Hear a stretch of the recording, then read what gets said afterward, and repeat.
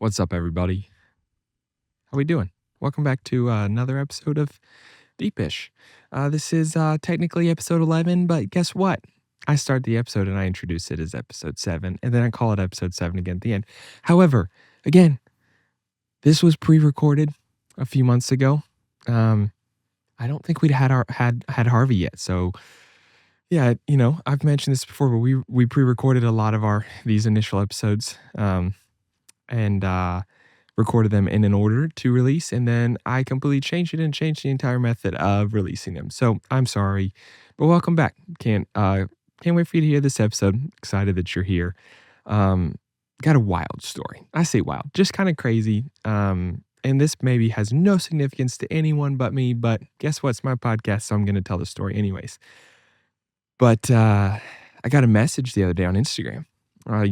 Our last episode was with my friend Trey Allen, and Trey is a photographer here in Nashville, and connected, has shot with a lot of people, done a lot of cool stuff. And I get a random message from somebody who says, "Hey, might be weird, but when I was a teenager, my church that I went to where I grew up did a missions trip, and when I saw that Trey was on your podcast, I follow him on Instagram and saw you and recognized you.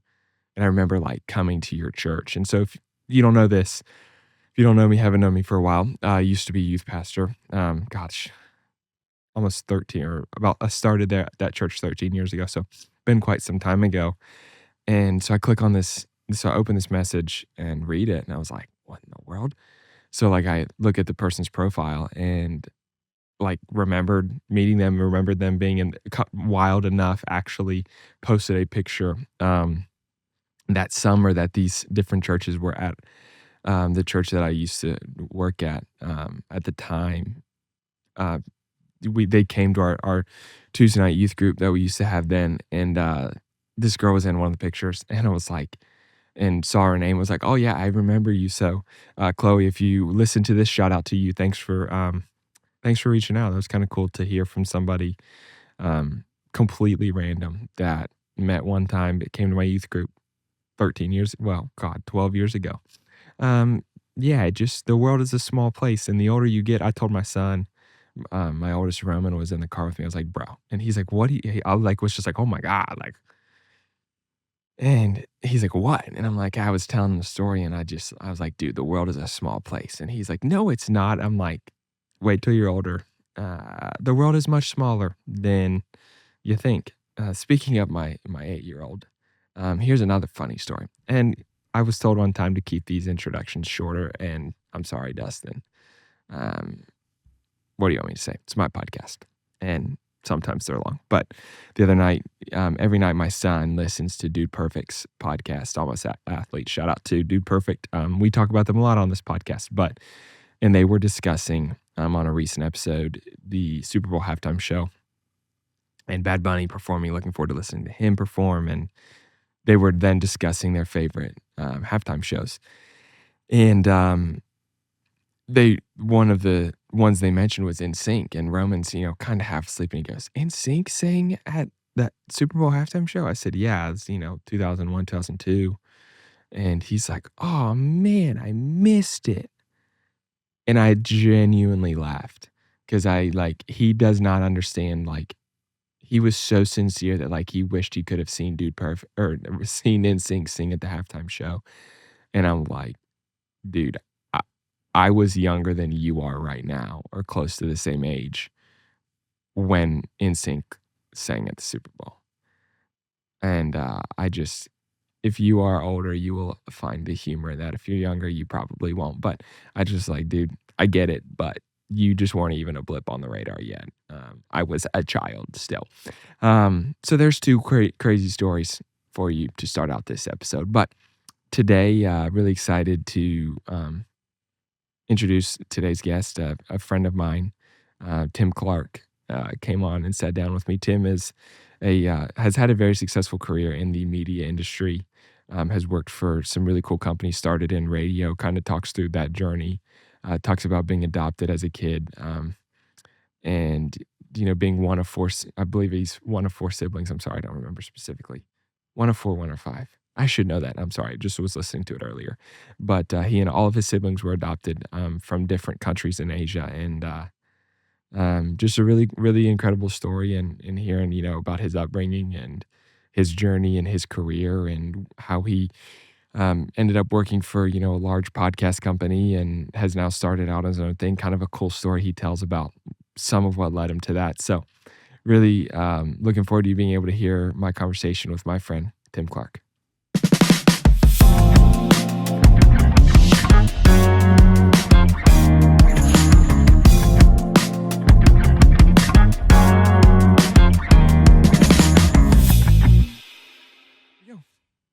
What's up, everybody? I still am trying to think of a great name to call the listeners of Deepish. Huh. And I mentioned that on an intro of one of the episodes. At this point in time, I lose track of what intro I said it on. Deep Enders is kind of fire. Deepishers, like just full of shitters. Call Cousin Eddie because your shitter's full. It's a little early in the episode to be this unhinged already. But today I'm excited. I have honestly a new friend of mine. We met, God, for the first time like maybe summer? A year ago. Yeah. And started to get to know each other better. Probably this spring. We bonded over golf for the first time. Yeah. Was like kind of how we got to know each other better, working out in golf. But my friend Tim he recently founded his own company. TC Creative. TC Projects. TC Projects. That's right. TC Projects. Honestly, he's kind of a media guru, I would call him. He would never say that about himself. Definitely not. But has a long history in the media industry. But today's guest is my friend Tim Clarke. Am I supposed to look at the camera or like I don't know what to do? It's kind of like what Back movie? In my day, was it podcast Anchorman? didn't have video. Was it Anchorman where he said, "What do I do with my hands?" Yeah. Well, and this is a really comfy couch. I might I fall asleep or something. Honestly, I default to just like I talk to you and they just get. It's almost. They're just watching. I was about to say something so awful and I just realized I could not say that. I'm gonna tell you later because it's hilarious. But I can't say that on here. What a tease. If I remember, you will die laughing at it. But I can't wait. I mean, I told you before we started, I am genuinely unhinged on this. I love it. And yeah, I love it. But so, dude, I was thinking about this earlier today because I was thinking about how I wanted to start this episode. Because I do, contrary to popular belief that anyone who listens to this might think, I do try to put a lot of thought into the content and put a lot of thought into the direction of our conversation and then let it naturally flow. Because you know what? I hate those conversations where like the conversation is naturally ebbing. And I know I've done this and I hate when I do it. But it's like the conversation is naturally ebbing flowing and you just pull out one of those. So listen, what do you think about? Yeah, because you got a roadmap. Yeah, you got this hard and fast. Well, I feel like you're a natural conversationalist. Like you could probably talk to anybody. All right, so here's a fun fact for you. So when we're recording this, it's in October. And this morning, I was on a field trip with my son. And for some ungodly reason, they allowed me to be a chaperone. And so I show up, and with the way the chaperone system was working, which was sick, we went to this newer fall festival place out kind of towards Fairview. It's called, I think it was called Nashville Fall Festival too. Sick. The owner was telling us on weekends, I don't think it was, maybe tomorrow, they've got hot air balloons there. Wow. Take you like, they're tethered, so you're not going like hundreds of feet. You get like 80 feet in the air in a hot air balloon, take a helicopter ride. It's sick. That's awesome. But so I show up and my son was in a group of three. There's two other boys from his class. And I'm like, all right, bet. Well, both of their moms were there. And like most field trips, like most dads, have real jobs and have to work. And I kind of am flexible and I don't have to be in the office 9 to 5. I do not do well in the office 9 to 5 jobs. Just never have. Not wired that way. But so I'm like, bruh. I was like, it was going to be one thing if I was responsible for 3 kids. Okay, now I'm responsible for my kid and have to interact with 2 moms. And I texted my wife and I'm like, bruh, what am I going to do? And her response was, you could talk to a brick wall. You know what I did? We talked the whole day. I talked to you and the moms. Me and the moms, bro. What do moms talk about on a field trip? Man, you know what the hot topic today was on the field trip? This is very niche and specific to me. I'm a big vintage media guy. Mm-hmm. So I'm a big film and camcorder.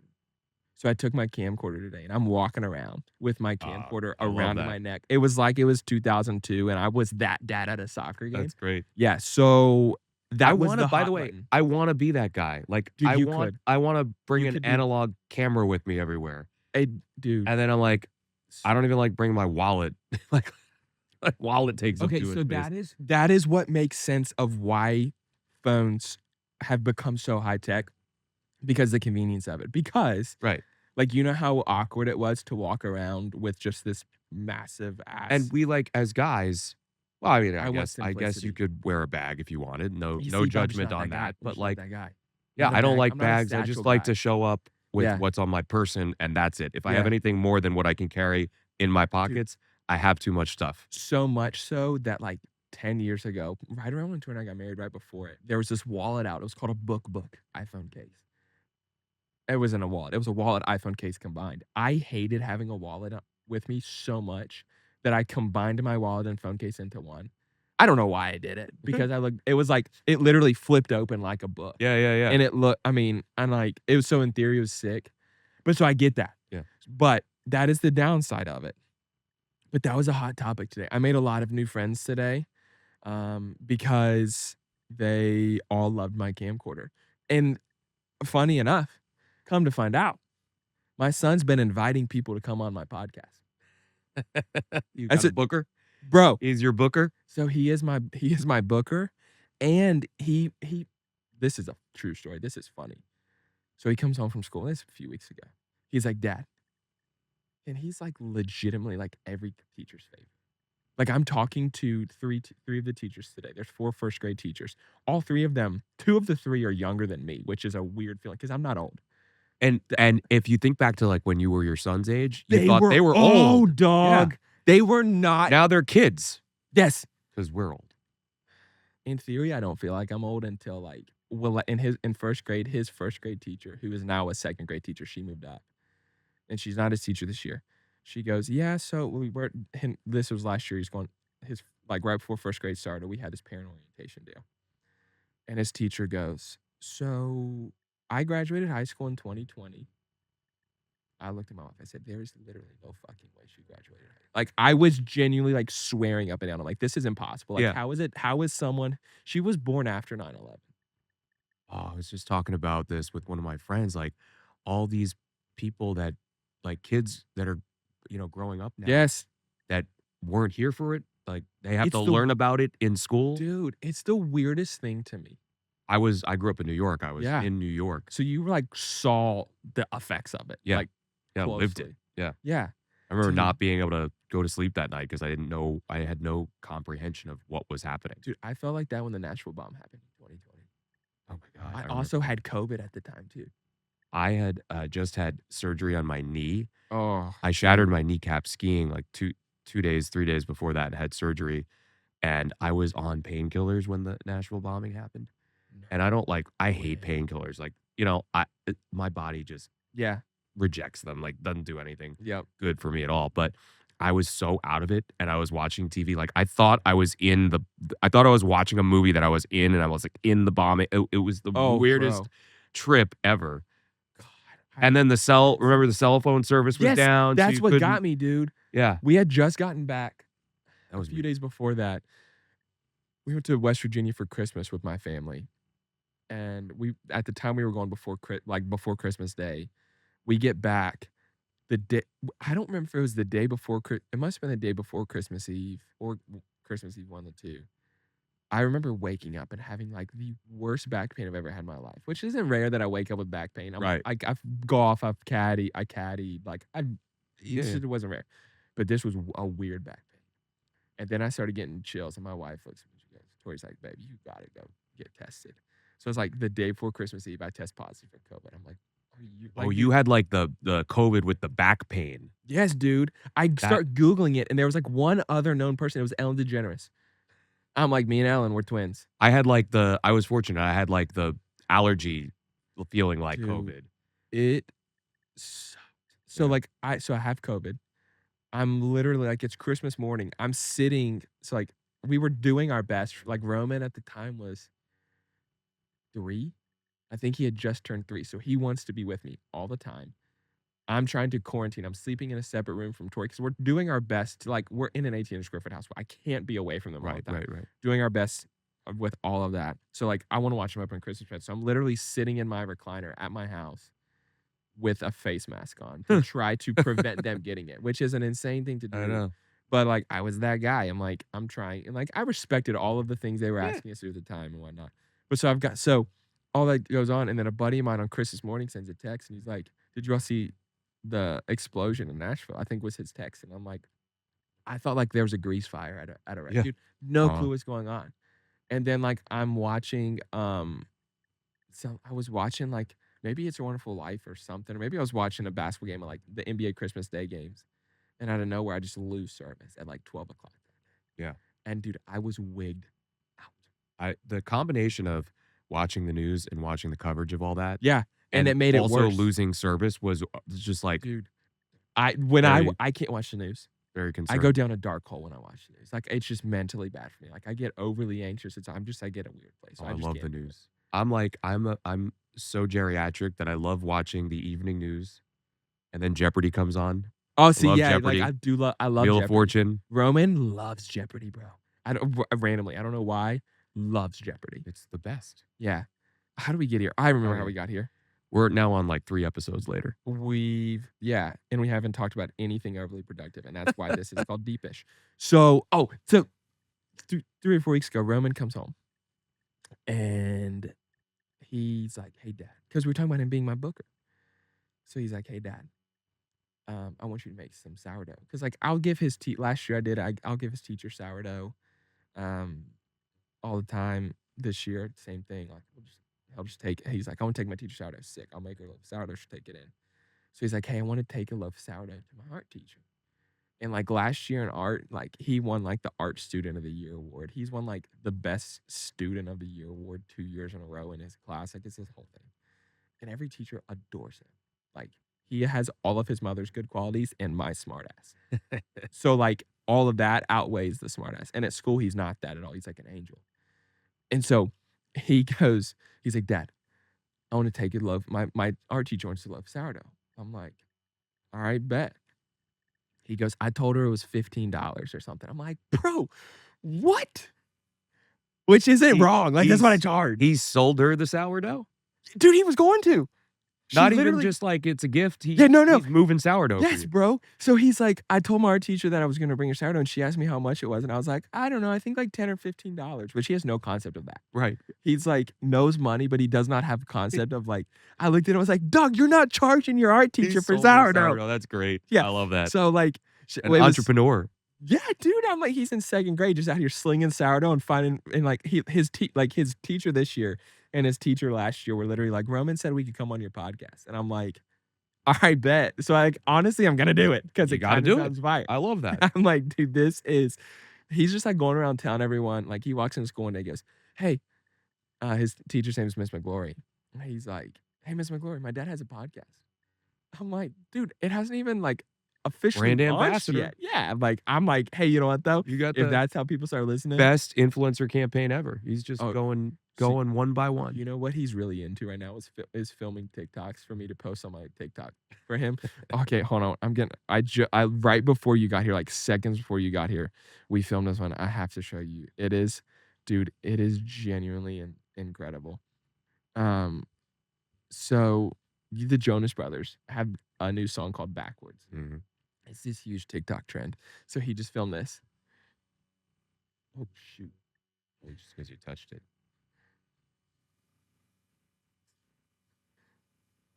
Dude.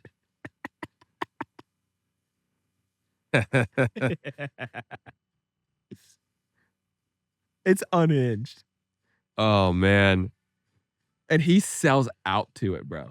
We filmed it again today. We filmed one yesterday and he just remade another one today. Oh, that's great. It's so ridiculous in the best ways possible. Oh, he's got some like performer in him. Yeah. He's got He'll like be on a stage somewhere at some point. Hey, yesterday when he was like, "What do I do?" I'm like, "Dude, has a girl ever broken your heart?" He's like, "No." I'm like, "Well, there goes that." Huh. But so now he's currently on his like second crush Uh-huh. that he's had. He told me one day recently, he's like, "Pop, or now he calls me dad. He's like, "Dad." He's maybe either I asked him or my grandfather, one of the two. It's like, "How many girlfriends do you have?" He's like, "3." I'm like, "Bro, what?" Slow down. Yeah, I'm like, "Do they know they're your girlfriends?" He's like, "Well," and I'm like, "All right, easy, buddy." So he's on his second crush now. So I'm like, "Dude, just think about how, like, she tells you that." I'm like, I asked him the other day this. There's this picture his teacher sent out of him. Like, they had indoor recess. He was with this girl. I'm like, "Hey, who's that?" He tells me. I'm like, "You think she's cute?" Bro, his face turns beet red.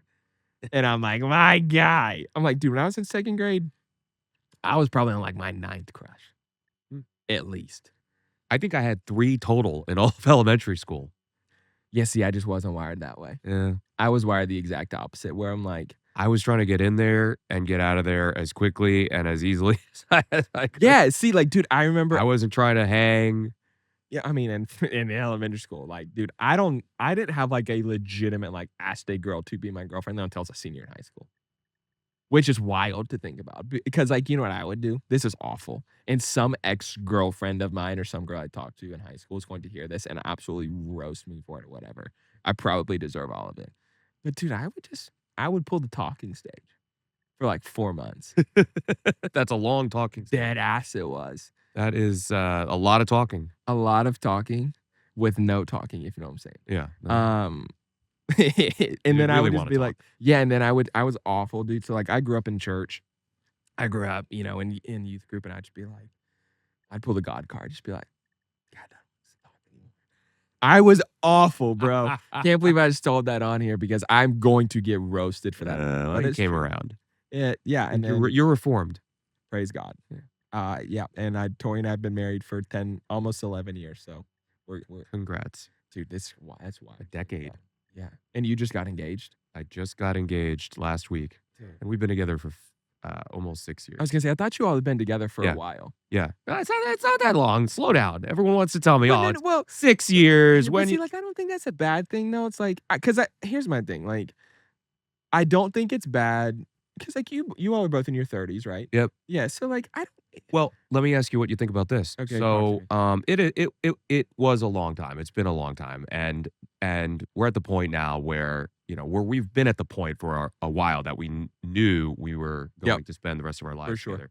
So, in that sense, you could say it was a little overdue, but Sure. it's all good. But here's my question for you. So we started dating in 2020. Come back to the pandemic.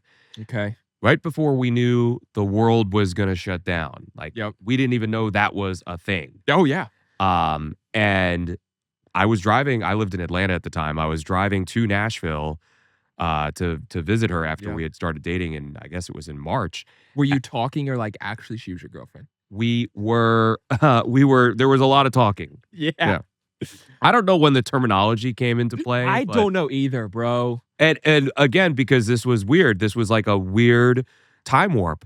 We had just started dating, and then the pandemic happens. Yeah. And so I came up here to Nashville, and like I just never left. No way. I lived in Atlanta at the time. That's how so you ended up I here? quarantined. I quarantined a bunch. We basically spent the entire pandemic. There weren't really a whole lot of days where we weren't together in the lockdown. Yeah. Um, Damn. and so the question is, does that count as a longer amount of time? Like, would you argue that slowed down our relationship, or does that actually accelerate things? Like, would you say that's Yeah. a shorter 5 years So, or a longer 5 years? I don't know that it makes it a longer 5 years, personally. Okay, so hold on, here's the Is other this what we're question. supposed to be talking about? I'm I don't fine know. with I'm it. just Yeah, no, your I'm fine. podcast. I'm fine with this. I'm fine with this conversation because it's real life. Okay, here's my question, my context question. How long had you all known each other before you started dating? Not very long. We met in January of that year of 2020 Okay. at a work event. Okay. And So you we all had just met each other. yeah. Mhm. So I don't know that I don't see like because like if you had known each other for like 3 years before then all of a sudden you're like, oh, she's kind of cute. Well, and here's my other thing that we had to experience in this weird timing of our relationship. We had that 1 year of the pandemic, which was Yeah. a great, like we fell in love very quickly, Yeah, and it was awesome for to have sure. so much time to spend with each other because Yep. we just simply wouldn't have, because I used to travel a lot for work and Yep. lived in Atlanta, and So it would be moving along at a little bit of a different pace, a lot of a different pace. But then the year when everything went back to normal, that was like a learning year because I 100%. went back on the road. Yep. I was traveling all the time.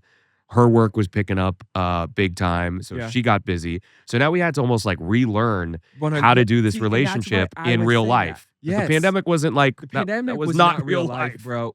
Okay, so this is a very hot take, which I should be saving for I said what I said, but I actually think I kind of believe this, and I could get canceled for this, so be it. Sometimes I like a random conspiracy theory. Shoot me. Part of me thinks the world ended when the bomb went off in 2020 in Nashville, and we've been living in an alternate reality ever since. We're living lost.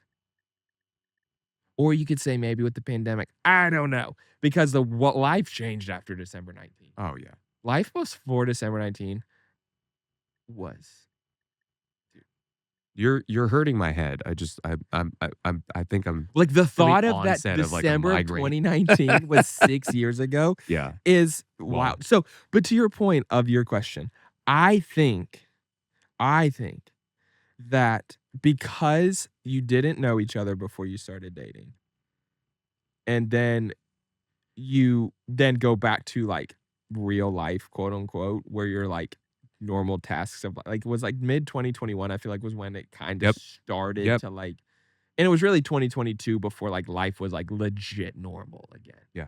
And even then it was kind of weird at times, Like but the stickers were still on the floor in the coffee shop to social everywhere, bro. distance and Yeah, yeah, dude. yeah. I think Tori had to, so Tori works in the NICU at the hospital here. She had to wear a mask and do like the testing thing every day.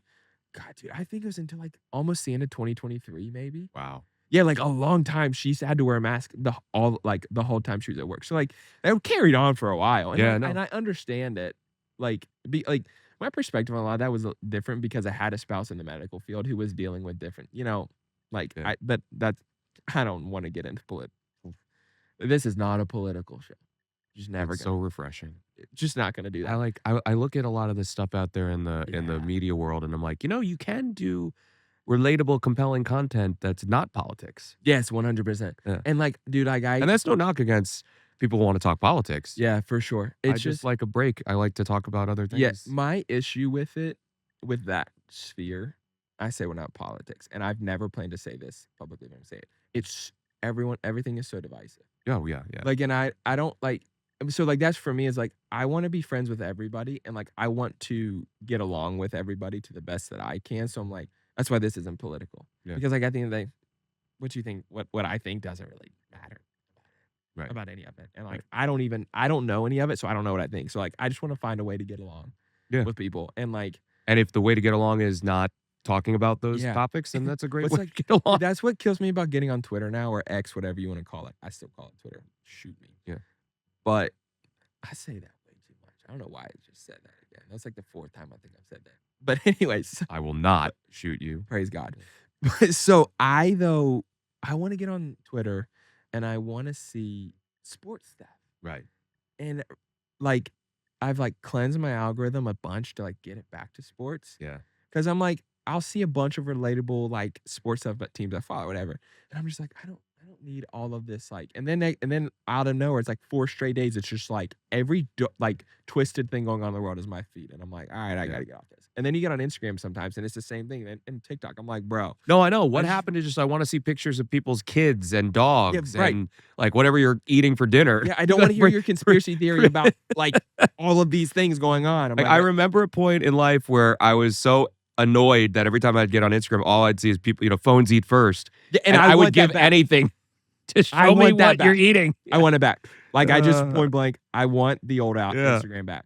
The algorithm sometimes kills me. Which brings me to another point. That has nothing to do with anything we were gonna talk about today. But you know what I miss? What? When iPhone games didn't have ads. Oh my God. Well, this is a huge industry. Like gaming ads is Yeah. massive money. Yeah. And like, dude. So I mean, because we're the same generation, Uh-huh. grew up in the same time frame.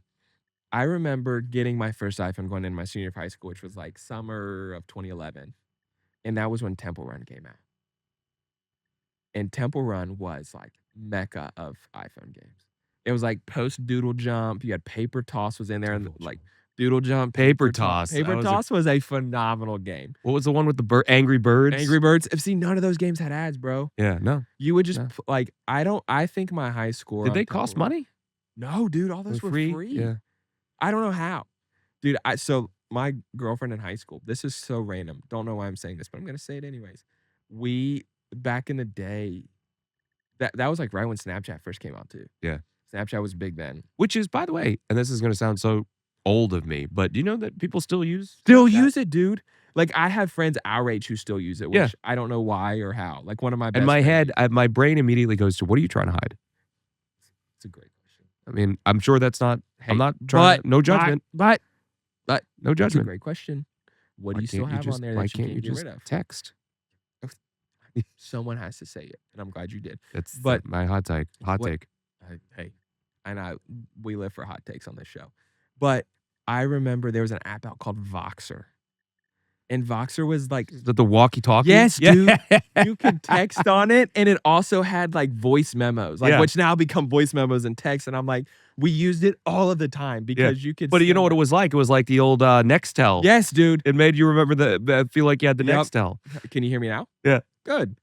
By the way, I got some, like, somebody tried to walkie-talkie me on my iPhone the other there's day. no I'm way. like, get off my wrist. Dude. What is this? One Christmas, Roman got walkie talkies, and one of them had turned. I'm in the car by myself. My in laws live kind of out there in West Virginia a little ways. They're not like deep out there, but like they're not like in the city like where my parents are. And like I had gone out. I honestly had probably gone bourbon hunting in West Virginia, and I'm on my way back to their house, and I'm like, where their house is, there's like no street lights, no nothing. So it's dark out, and it's like 9:30, 10 o'clock.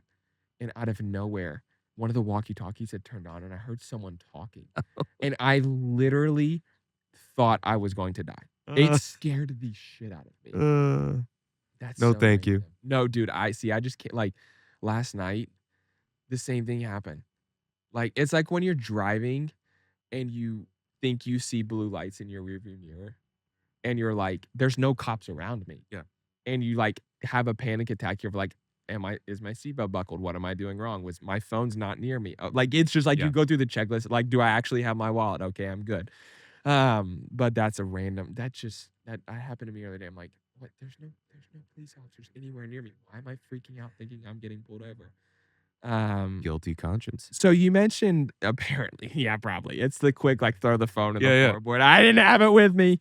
But you mentioned your mom lives in Boston, Long Island. Long Island. Long That's Island, right. Yeah. So Northeast. Yeah. Is that where you grew up? Yeah. So I was actually adopted. Were you really? Yeah. I was adopted from South Korea. No way, dude. I was born and lived with a foster family for like 5 months.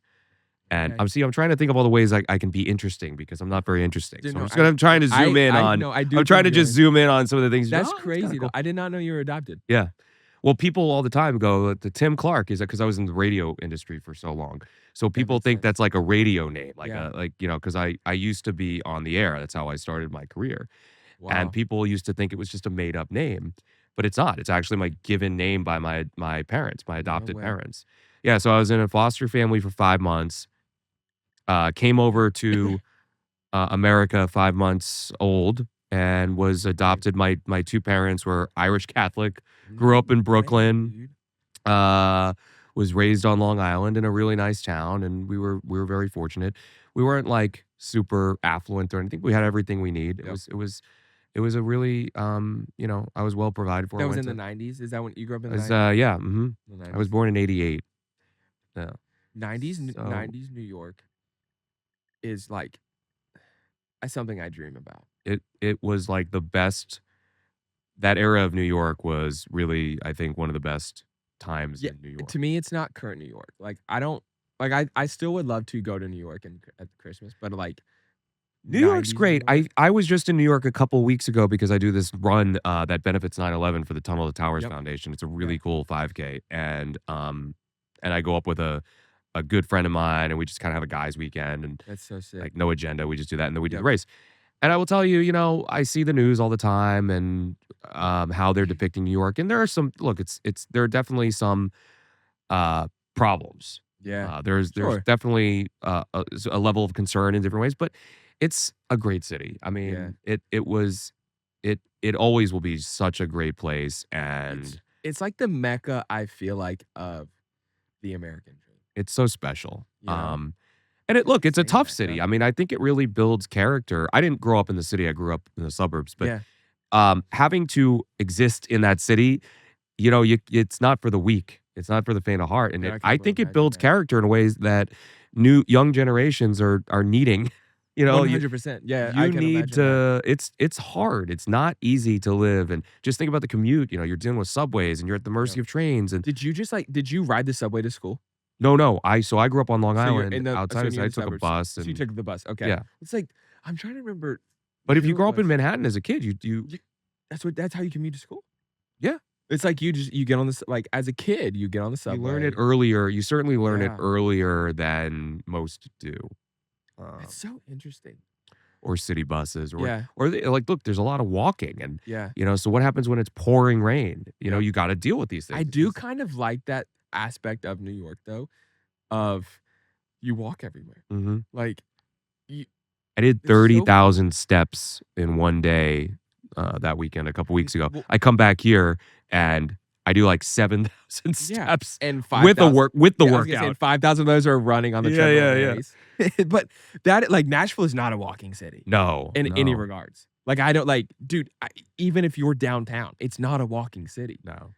And Atlanta wasn't really either. You could walk to places, but I lived in Atlanta is Midtown so and similar to Nashville that yeah, the city is so spread out. yeah, it's too Like, spread out. and it's just like, that's what's wild about Nashville. It's like, I feel like now they're starting to go up, but for the very long time they went out. Mhm. And like, it's why Franklin is so big. Like, we're on the northwest side of town. Like, this, like, you got Clarksville that's 45 minutes away. It's, so but it's like New York is like all up It in a very confined it's space. very consolidated. Yeah. A So, lot in a very little footprint. oh yeah. But you grew up on Long Island. Yep. Your parents were Irish Catholic. Yeah. Adopt you. Are you the only you're the No, only get child? this, we're all adopted. No way, I'm one dude. of 4 I'm the oldest of 4 siblings. Okay. They're all adopted from different families in Asia. No Um, way. my older the next Yeah. oldest of us, my older sister is South Korean. All right. Anyway, Yes. So sorry. what, I've talked about this before on the podcast, but part of bootstrapping a podcast is randomly things just don't work, right? Because you don't always have the best of the best. I have a great camera. Just quit working for a second. So we're back. Anyways, yeah. So you're, anyway, we're all dude, I just adopted, like all from threw different bourbon parts of all Asia. I promise Don't I'm waste good bourbon. soberish. Yeah, we're all adopted. Yeah. So you're oldest. So you're talking Korea about the and oldest girl. yeah, Your she's from South younger Korea. sister. Then my younger sister's from South Korea. Then my brother's from Vietnam. No way, Yeah. dude. So what And they're all still up there. And are they really? yeah. What's the age range of all of you? Oh God. My brother's in his early 30s. So it was all within a couple of years. Okay. I feel like we were only That's about a year or crazy, 2 dude. apart, each of us. Yeah. So what made your parents want to adopt? I never had that conversation with Really? them. Okay. I assume they couldn't have kids. Sure. But they never told me. But I also like, I find it very interesting that, in a good way, that they adopted for Asian descent. So there's this wild I went to some therapy. Okay. Only a little bit of therapy in my Okay. life. And I went because I was dating this person who was in it was a very bad I believe the kids call it a situationship these days, Yeah. right? Dude, that is when I know I'm getting old, is when I say, what do the kids say? With Anyways, I as digress. as the kids say. As the kids say. And we it are just not old. it just wasn't right. Sure. And I thought I was the problem, and I really was committed to Shout trying to out figure it Morgan out. And so Wallen. I went to I went to therapy. Okay. And I found this therapist. One of my best friends adopted 2 girls from Latvia. No. And they were older when they were adopted. They were Okay. like 14, 15, I think. Oh wow. So that was a whole different set of Yeah. of sort of challenges and Mhm. adjustments and things. So I happened to be talking to her. We work together, so we travel a lot. Mhm. And I was telling her about this. So I want to go to therapy, all this. So, well, I have this therapist that my girls go to who specializes in adults who were adopted, like adoptees as adults. Really? Because what happens is apparently a lot of the uh I don't want to say trauma, but a Yeah, sure, lot sure, of sure. the things that Yeah. like happen sort of come out in Yep. different things later Right. in life, like relationships and such. Yeah. So I go, okay, well that makes a lot of sense. And so I started going to this is actually a really funny story. I'm going to tell a completely different story than I thought I was, but it's hysterical.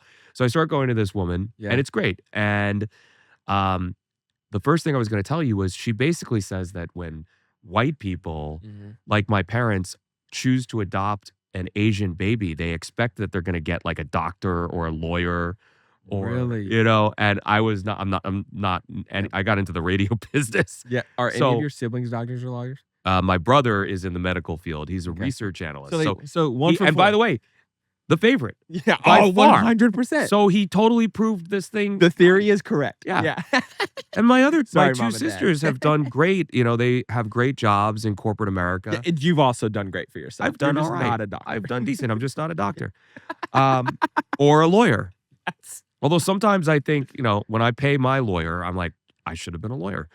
Hey. Because, Dead ass, bro. jeez. Yeah. But anyway, the funny story about this therapist is so I start to go through, I'm in like session 3 or 4 of therapy. Okay. And I'm loving it. Like I put the weird relationship aside. Like I'm really enjoying the process. And Yeah. I like to talk and I like to converse. And to me, it's just like I'm just conversing about Yep. life. So it's going great. And I get excited to show up the next time. And I sit down on the couch. It was actually a couch much like this. And my therapist goes, but I'm sorry, I missed the whole point. She had basically said, one of the issues that I was going through as an adult adoptee is abandonment issues. Like you have abandonment Really? issues because and it's fascinating because I was born and Yeah. in this foster care for a while and didn't really have a mom like in the Yeah. normal sense. Although I think the foster family was pretty decent. Sure. But Were you still in South Korea with yeah, the foster yeah, family? yeah. Wow. Okay.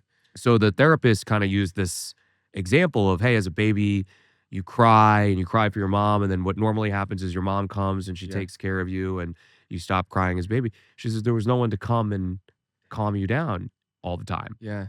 So you're just used to not expecting that somebody's going to come and help you or calm you down when something's going wrong. And, it was fascinating. And I think it ties back to sort of my independence and, Mhm. Sure. and a lot of different themes. Which is why you dated your girlfriend for 5 years before you proposed. That's right. I'm sure a therapist would have a field day with that. But I'm sure they would. I'm not That's doing why the I don't go to therapy therapy anymore. right Yeah, now. exactly. Yeah. But anyway, she essentially tells me I have some abandonment issues. And then I'm excited. Like we've cracked the code. Like, it's We've abandonment issues. All right. figured it out. Tell me what to do now. This Yeah. is great. We have figured out the root cause. Yeah. Now I know why I'm the problem. Now you I'm tell me abandoned. what I do about it, Yeah. right? And I show up and I'm all like gung ho, and she goes, "Hey, I just wanted to let you know I've decided to retire."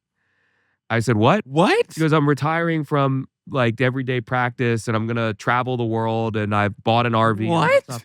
And I go, "You're abandoning Yeah, me." there you go. I was about to say, here comes the abandonment. I said, "You gotta be kidding me!" What the hell? And that was bro? my and that was the end of my therapy era. And that's why he hasn't been back. Yeah, Because he finds out that he's got abandonment issues and then he gets and abandoned. then I get abandoned. That's the story of my life. That's the name of my podcast. That's And then I got abandoned. bro, that would honestly that's Greenhouse's next podcast. Is you're gonna host a podcast called Then I I got abandoned. Dude, it's like do you remember I don't know, 15, 20 years ago? There was like, and I don't know that this was a widespread joke, but this was like a joke in my family. One of my cousins, like, if you would tell a boring story, he would always end it with, And then I found $10. Yeah. Oh, it was 5. He said 5. Yeah, he said 5. Oh, Dude. I guess we were rich. You did grow up on Long Island. But dude, like that's wild though. And very interesting to me that it doesn't surprise me that there's like a niche specialty of therapy for adopted adult adoptees.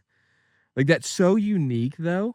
Well, to me, and it's go ahead. I never thought that I had any issues that stemmed You from my see, and adoption. Like, I had that's such a my great life. issue with therapy is Yeah. you think you're good, And then and then all of a sudden you find out they're you've wrong. got all these problems that you Yeah.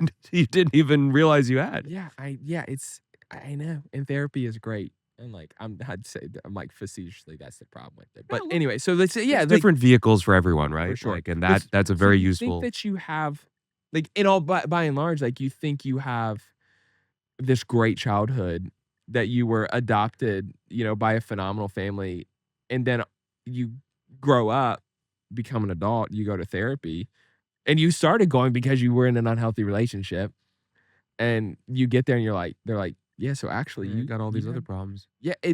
but I do think, like, one of the great things about therapy, but also one of the terrifying things, is great therapists ask great questions. They never tell you Well, this anything. bothered me a lot because 'cause I'm a very solution-oriented Yeah, person. Like, same. just tell me, Yeah, tell me what I no. need to do to solve the problem, and that's not therapy. No, it's not, They dude. question you down a freaking rabbit hole Yeah. and try to corner you into coming up with the solution. I'm looking for, "Let's solve the problem," It's just, my innate the way I go about life, and so I think that's a big reason it wasn't for me Sure. because I don't want just people and it sounds stupid, but I don't want people just challenge me to keep asking these leading Yeah. questions that Yeah, see, you're trying to I get me know, to I draw get my that. own conclusion. Just tell me. Well, 'cause, like, what if my conclusion's wrong?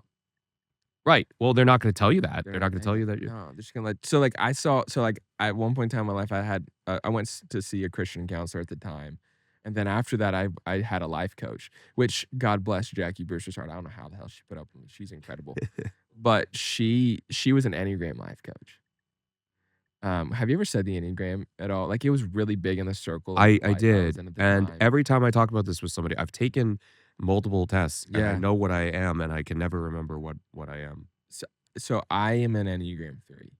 Like, dude, if you read things about it, it is me to a T.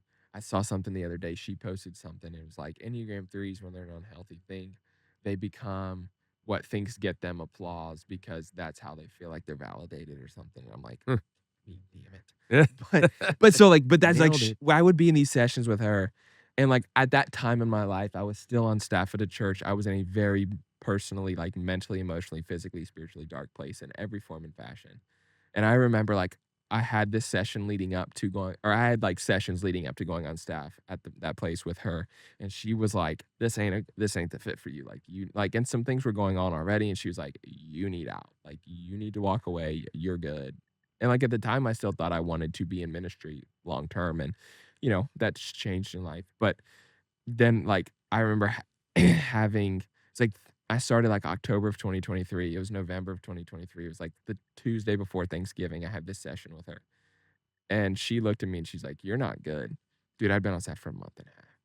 And she was like, and I'm like, that though is like what that's why like for me, she's a life coach. She'd tell you she's a life coach. She was a therapist for me. And like I've never in my life had someone who was so bluntly honest with me and I could take it. Ever.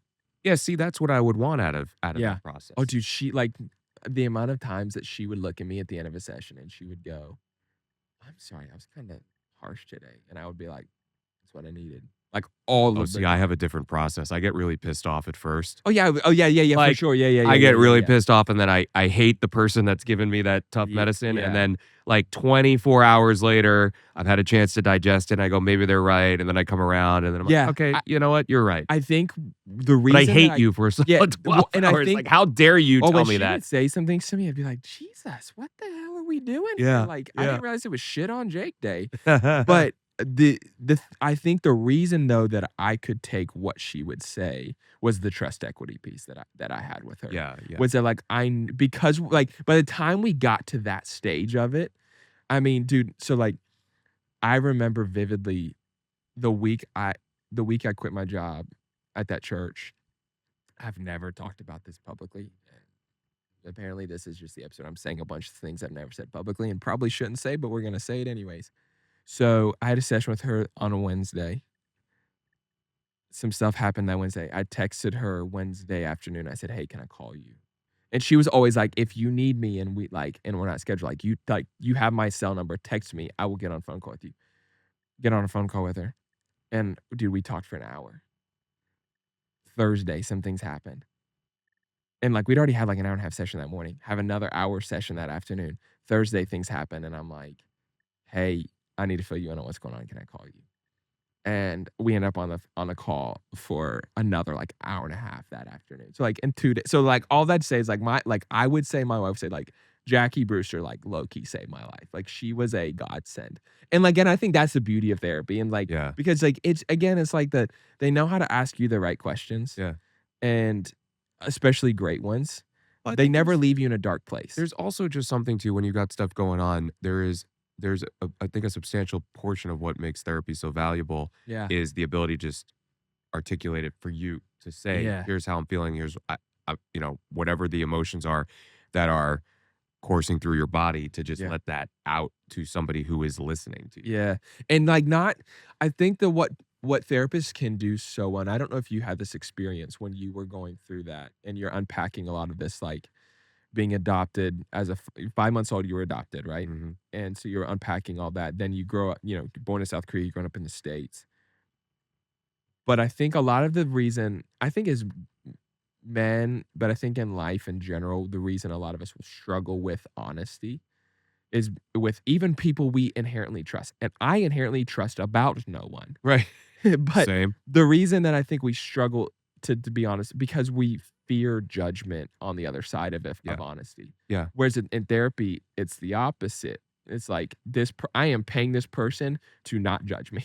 As I've gotten older and I've been, a lot of it has to do with the jobs I've had where Sure. I've been in leadership positions and and people are looking to me for direction and Mhm. people are looking and I'm in a role where you're somebody that people look to emulate if Yeah. you're doing it right. Yep.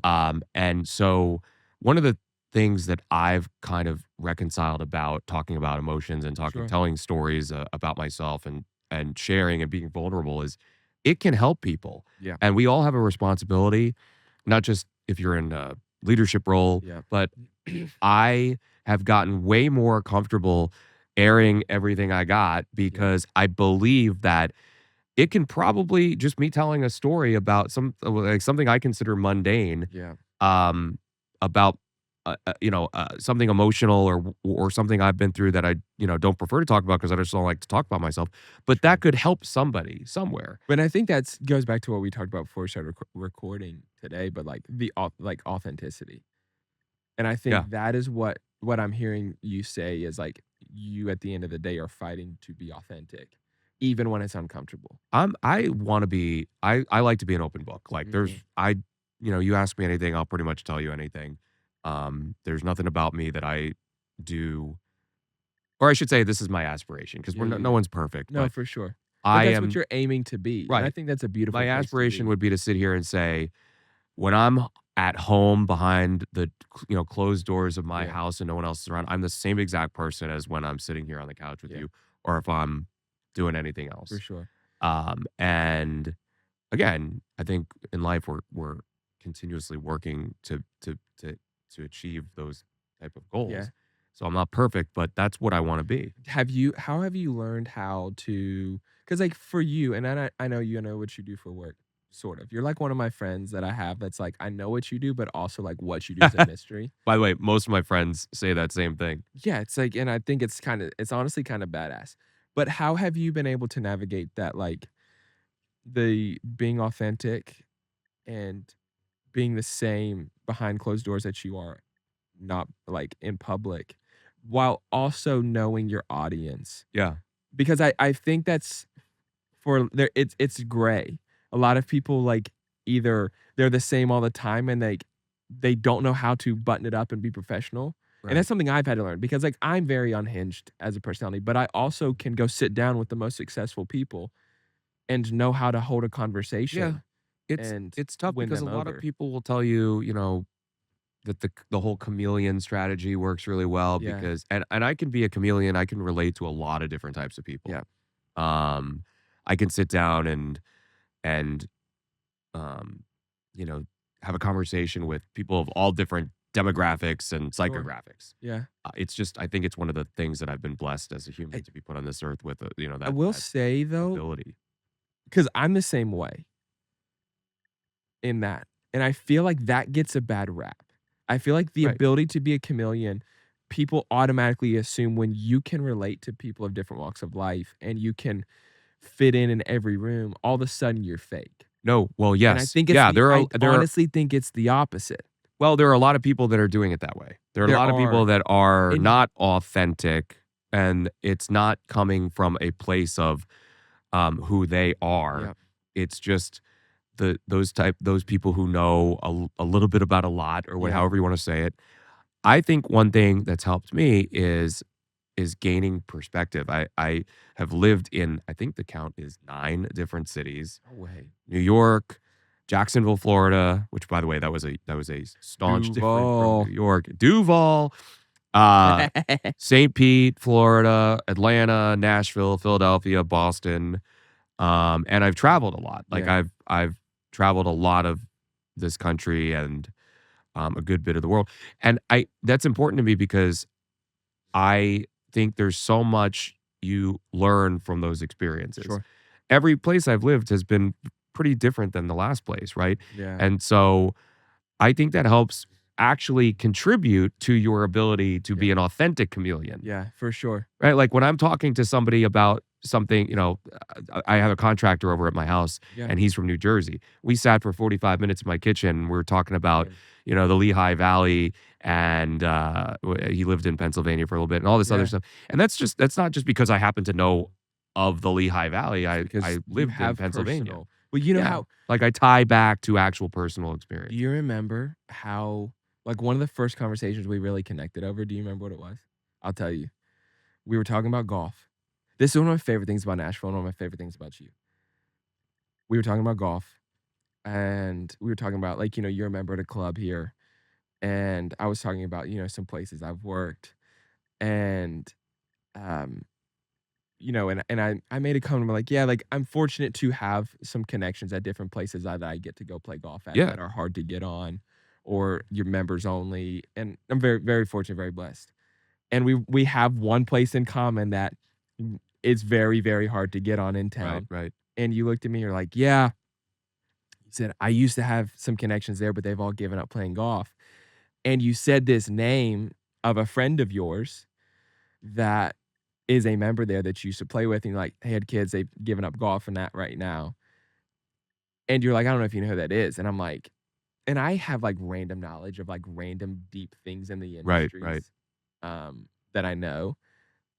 But I think though, you saying that was not a flex at all. It was like a genuinely, this is one of my friends, and I used to get to play golf with them, and I don't get to now. And, like, that's one of my favorite things about Nashville is, like, you meet so many people who are so wildly successful, like, Right. that you would never know. And that's how that was with that conversation between you and I was. And we're all just the same at the end of the day, and that's 100%. the great We thing all breathe about the same air. Nashville is that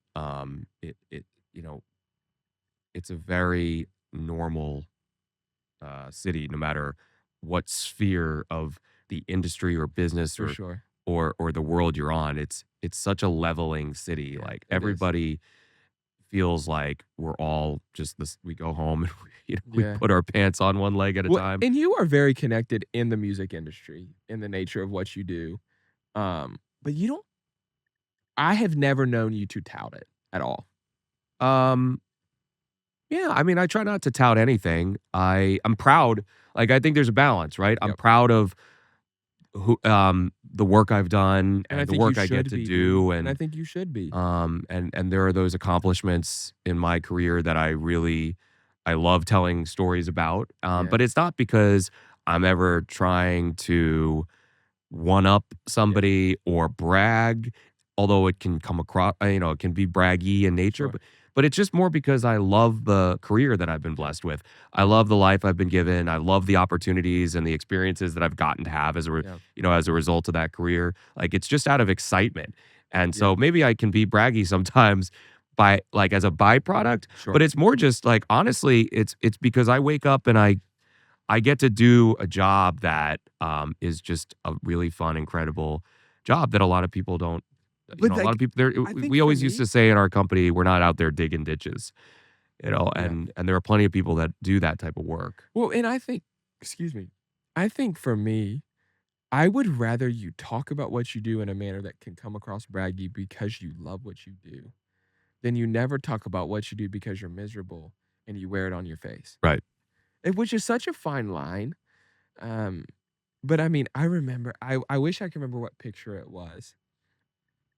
But I remember right when we first met and I followed you on Instagram, because I think we took a mirror picture at Barry's together. Like, that's like my MO. Like, I actually had a friend recently was like, "Are you still working out? Because I haven't seen any Barry's mirror pics lately." And I'm like, "Bro," I'm like, "I have not been to Barry's lately. Shout Well, out Barry's you're Nashville." now like 2.5 hours.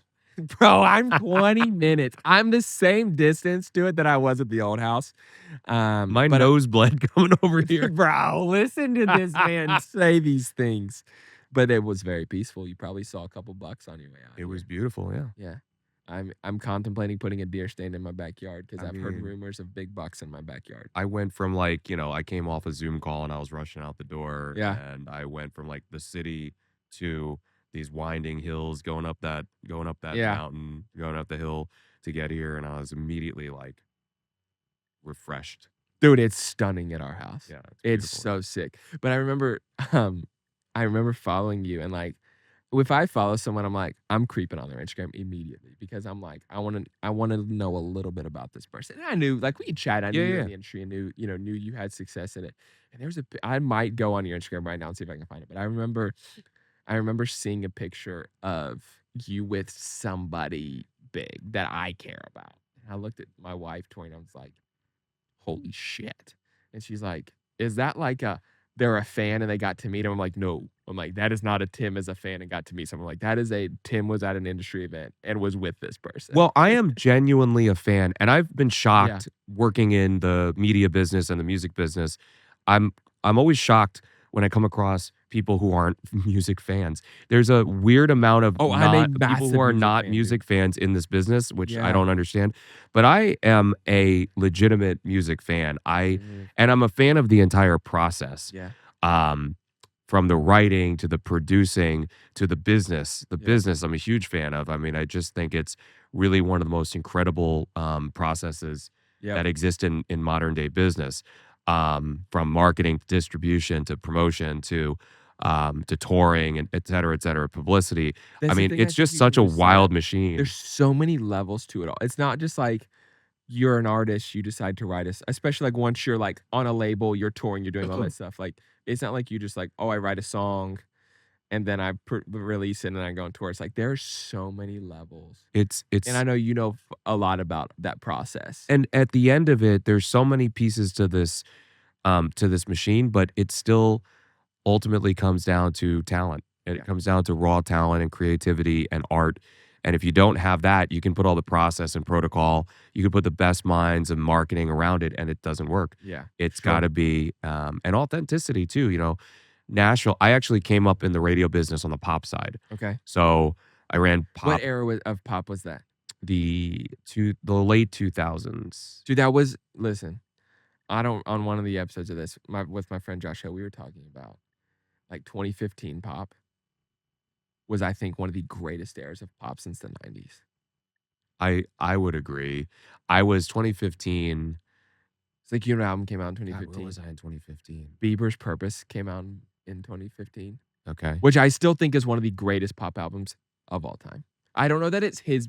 I personally, I think it's his best, but I think that is If you go a little earlier than that, I think there's even like Rihanna was breaking in the Dude, early yeah. 2000s. I remember I met Rihanna when she was on her first radio tour. So back, and they still do it to a large extent now, but before there was streaming and radio Yeah. was the only place people Before discovered TikTok. new music, you know, artists would break through radio. There was Yeah. no other I way. remember And so those they'd days. bring all these artists around, and again, they still do it. They'd bring all these artists around on what they called a radio tour. They'd get in a Yeah. van and they'd drive them all these hundreds and hundreds of radio stations Yeah. across the country, and the artists would come in and sit down and meet with the programming staff and play the music, and you got to shake hands and take a picture. And Wow. when new artists were breaking in that era, I got to meet a lot of these greats like Rihanna, Taylor Swift before she obviously is Yeah. I mean, when she was a probably kid. the biggest artist on planet My Earth. buddy, one of my Your buddy? best friends who still works for Big Machine, used to drive her around on these radio tours in the back of the van, and she was doing her homework. Wild, dude.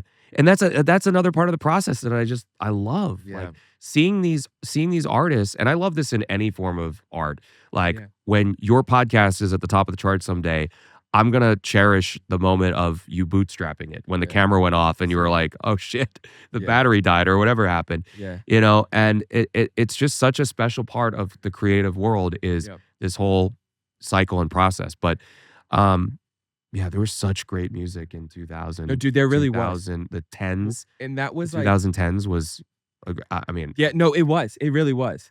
Like, and because I'm a little younger than you are. So like I graduated high school in 2012. So like I was in late middle school, early high school, mid to late 2000s. And so like it was the Kesha era, yeah, the Pitbull, who I'm trying to think who else. Like Flo Rida was big on pop radio then. Flow Rida. Like it's just like that, like B.O.B. These were just Dude. like earworm songs. Yes, dude. Like Jason Derulo. Jason Derulo. I just said it like he says it in the song. Jason Derulo. Yeah. Ayaz. Yeah. That was dude. That was a What was that song? Replay. replay. Shawty's like a melody in my head. Sean Kingston. Didn't he just get arrested? Dude, I don't know. It's very plausible. I haven't seen it on TikTok or I X. thought he so got I in don't know. trouble for something, but I It's don't very know. I don't want to spread misinformation around here. Yeah, but Yeah, it was a it's great era of it's music. deepish, so it's could be full of shit. The first artist I ever met was so random. Do you remember the band Gloriana? Or do you remember I can't remember the name of the TV show. Cheyenne Kimball was in I remember the name. I'm trying to remember what was their big song? I can't remember. Her big song was Hanging On. It was a theme song to the TV show, but I Okay. remember I had just started working the radio, and the record label was in with her on a radio tour visiting Yeah. the station. And I didn't even think about this aspect. I didn't think about the aspect of meeting artists Yep. when I got into the radio business. I was actually obsessed with the being on the air. Like I wanted to have the show, and And you've got a great voice for it too. thank you. I don't know how that happened. Now it's just a great You had a conference call doctor. voice. You had a doctor's voice. Yeah. that you- And then It all comes my back. parents were all excited, and then they got disappointed when I got into radio. Do you also have bad handwriting? I actually have I was always accused in school of having girly handwriting. so you were I never have meant to be really a doctor. girly handwriting, You're yeah. never meant to be in the medical field. Although my signature's going to shit now because I just closed on our house. Yeah. We bought a house, and you have to do all that on paper in Yes. ink. There's no DocuSign. No. So, and it's like a bajillion signatures, as you know. Oh, And so awful, dude. I was watching my signature going, Progressive. oh my God, what has happened? Yeah, it's bad. And I just honestly, I don't write anything anymore. Were you the kid in elementary school that you would sit there and practice your signature for someday when you were famous and had to sign shit? I did all the I time. don't think I did because Yeah, I I never was- remotely thought I would be famous or significant. Well, when I was in any second way. grade, I still thought I was going to play in the NBA. I forgot. I hadn't yet realized that I was like I had destined to be no- a 6'2" white guy, 6'4" white guy. Like, I mean, my jump shot was fire, but like, I digress. No, in second grade, I was just trying to make it to the bus. I was trying to make it to the bus to go See, I home. never had to ride the bus because I went to a small Christian school. My second grade teacher was Mrs. Howerton. Shout out Mrs. Howerton. She was the greatest. And I remember writing, we did like a letters thing, and I wrote a letter to like my crush, I think, if I remember correctly. I digress. That's a very random point. So, The second grade crush. yeah, she was like, I had the same crush from like first grade to like ninth grade. And then all of a Well, sudden it switched. At least finally. you're like, at least you're loyal. I never said I didn't have others. Oh yeah, you just had that. But there was same one that- underlying yeah, consistent. Yeah. And then there's some others sprinkled in on top. Sure. That's so terrible. I can't believe I say the things I say sometimes. Well, you were a second grader. Yeah, I mean, there's like excuse when you're in elementary school. In elementary school, when we were growing up, was way different than like you could get away with far more. Yeah. These days. Yeah. So we've talked a lot about you being in the industry. And where were you living when you got into the media industry as a radio host? In New York, I still lived at home on Long Island. No way, dude. Yeah. Though I feel like that's a wild place to be in the radio industry, especially late 2000s. Yeah, it was. So Long Island is a different market than New York. So it's not like Okay. New York is the biggest media market in America. So it's not like Damn, starting there. You would wild. never start there. But Long Island is a still pretty big market, but Yeah. it's not New York. And the local station there was WBLI 106.1. And I just, I was obsessed with radio. I used Yeah. to listen to, I would wake up and before the bus, I'd listen to Elvis Duran and the Z100 morning No show. way, dude. And I thought it was the coolest thing because I knew, I don't know how I figured this out as a kid, but like I knew that, radio's live. Yeah. So somewhere in a building in New York City, those guys were sitting in front of microphones talking literally in real time live. Yeah. And I'm hearing it out this little box, this Yeah. Casio boom box in my And it bedroom. seems so cool as a I kid. thought it was the coolest thing that you Yeah. could talk to all these millions of people live Yeah. in real time. And I just became obsessed with it, with Yeah. the concept of it. Yeah. And if you knew me in elementary school, you would never have thought I would be in any kind of No, I was gonna performative. think you were gonna be a doctor. I was a nerd, quiet. I didn't talk to anybody. I had no hobbies or interests. Like I nothing. So that was sort of the beginning of my love interest with radio. So you and my- fell in love with the media industry in elementary school. Yeah. God, that's incredible, dude. And then by several years later, I was the kid that I would record songs off the radio on my boombox. So I would get cassette tapes. Oh And my God. I thought my dad was gonna kill me one day because I took one of his Billy Joel albums that he had and I recorded over it because I was recording songs off of Z100, our station shit. there. And he went to go play Turnstiles one day and it was Bewitched.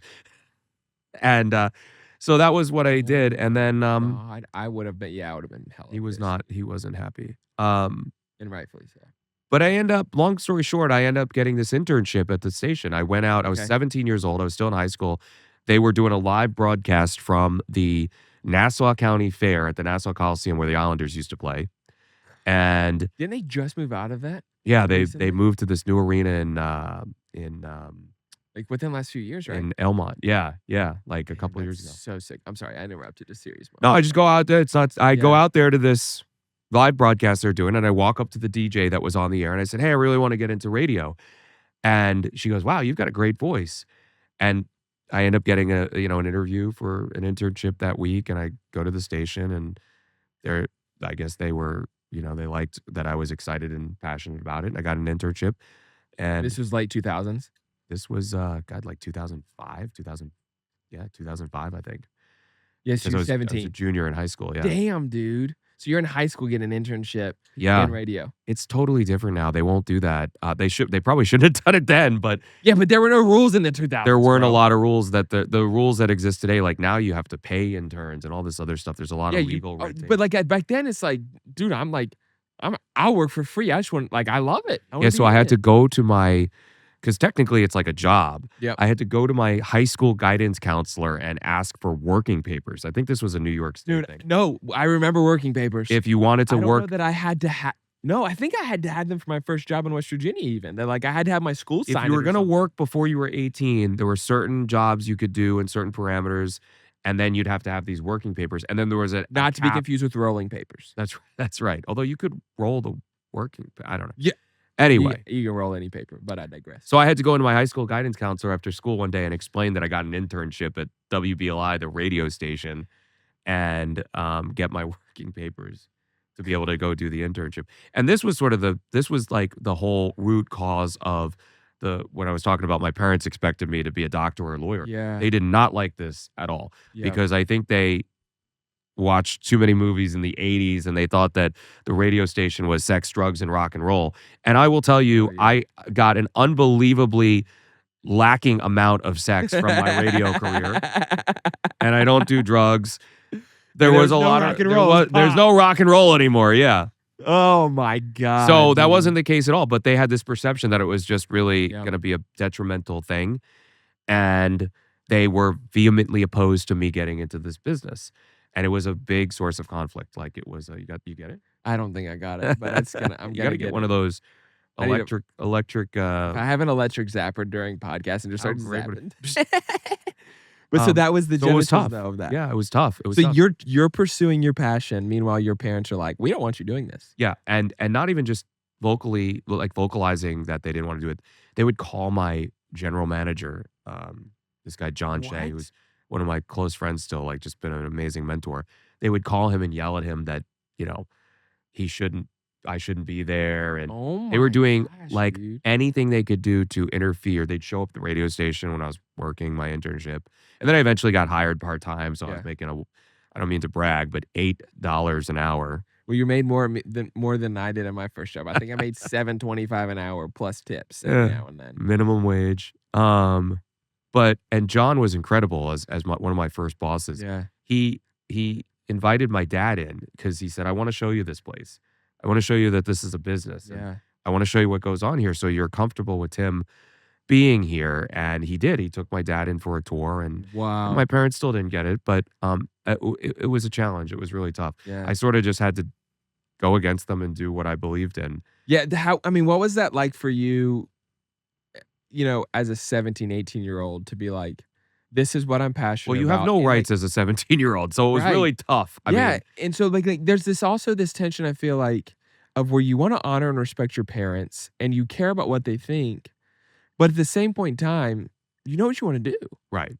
I was so committed to this and it's career. paid off, I Yeah, mean, clearly, genuinely, it has paid off, and you're I very wouldn't do successful I wouldn't now. do any of it differently. I mean, it's been a great career, and I'm a fortunate person, and Yeah. I think, there's a combination of a lot of things in life, right? Like, you gotta get a certain bit lucky, but you also Yeah, I have to be agree. smart I enough, agree. and you have to work hard, and I've always loved the work so much that I didn't Yeah. even think about Well, how hard I and was working. I feel like you also have a sincere talent.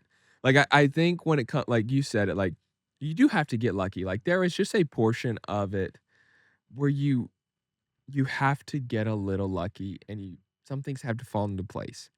Great But you people get unlucky all the time. Like, that's the Yeah. photo negative of it, right? It's like Yep. the smartest people, the kindest, the best people get unlucky as Yep. well as, you know, people who are not as smart getting a little bit Yeah. lucky. When I think that's where consistency comes into play in that conversation of, sometimes it doesn't go your way, but, I do feel like if you will stay consistent at anything you're doing and be committed to it and disciplined, I do think, unless you're an idiot, I do think that luck can find anybody. Yeah. Or whatever you wanna call it. But it's so I do think there, though, is a bit of, if you're not talented at something and you're just banking on getting lucky, you should quit. But I have a friend of mine, his wife is on The Voice, and, she's in a trio that's on The Voice, and Tori and I were watching their episode. I don't follow I haven't, I've got friends that have been on it, so I've, watched stuff of it, but I haven't been a religious watcher of the show necessarily. But so we were watching it because they were on it, I'm like, 'cause, I will invest in something that I have an investment in, if that makes sense. But it's hard for me to jump into something, Right. like, without that necessarily Yeah. at times. But so I'm like, we were watching some of it, so then we end up in a deep dive of Morgan Wallen on The Voice. Do we end up watching one of his battle that he did with some other guy. How many monthly streams do you think the other guy has on Spotify? Average monthly listeners, excuse me. I feel like this is a trick question. Oh, I mean, it's yeah, no, I'm literally duping you on this. like 200,000 Nope, not even close. lower, 350 if I remember correctly. 350. You know how many Morgan Wallen Wow, averages? millions. 35 million on Spotify, Yeah. if I remember correctly, 33. So it's Yeah. and I could be wrong. The other guys might have been higher. I don't think so. I'll fact check The this other one. guys like that, there were 2 hosts of American Idol originally. The first season of American Idol, Ryan Seacrest and this other guy, Brian, I can't remember his name, but he left after the first season. No And way. I so wasn't allowed to watch. I grew up in a very deeply conservative Christian household. I was not allowed to watch American Idol. That was the devil's music. got it. I'm like, I say that facetiously. Like, okay. It's like I had to listen to our local radio pop station was 100 Key FM. Listen to that in the car when my parents weren't in the car, and then I'd flip it back over to K Love Christian Radio when I Halo. got off. There Yeah, you go. bro. There you go. But all that to say, it's like in theory, you someone like Morgan Wallen goes on The Voice. You're like, you want to get to the end, you want to win it. The dude, I don't know how many rounds he made, 3 rounds or something, whatever, and he doesn't make it. to the And look at him now. doesn't become the champion, and look at him. I mean, he's one of the greatest country Well, singers like of the last decade Kelly or more. Clarkson and Yeah, Carrie Kelly Underwood Clarkson. Yep. are really the only when you think about superstars that came out of American Idol, I Yeah. mean, there were only a handful Shout out Clay after Aiken and Ruben Studdard. all these. Yeah. Were they the same season? I think they were. I think Clay beat Ruben, didn't he? That was like 2008. If I was invisible. That's a good mid 2000s. Dude, man, I miss old pop music. I love a lot of current pop music too, don't get me wrong, but I got to I have to fly to Hawaii next week to Yep. be with one of my clients, and I'm so looking forward to it because when I travel internationally for long flights, I still have my OG iPod from high school. And which one is it? it's not the very first one. It's not like the white one. It's Was it got the the wheel Nano? on it. No, it's the full-size iPod. Oh, It yeah, was yeah, one of the yeah, like yeah, yeah. third, it was maybe the second or third generation. I It was had the big fatty. yeah. Yeah, I had the original ones too. Oh, I didn't keep dude. them. But this one is frozen in time from whenever the last because I can't update it You anymore. can't do I anything don't to it think anymore. I don't You think even cannot put anything on yeah. it. I had to go on Amazon and get a charging cord for it. They do still make those the big massive that one, yes. big rectangle thing. Yes. And I love getting on a plane and putting my headphones on and hitting shuffle and like the weirdest stuff comes up.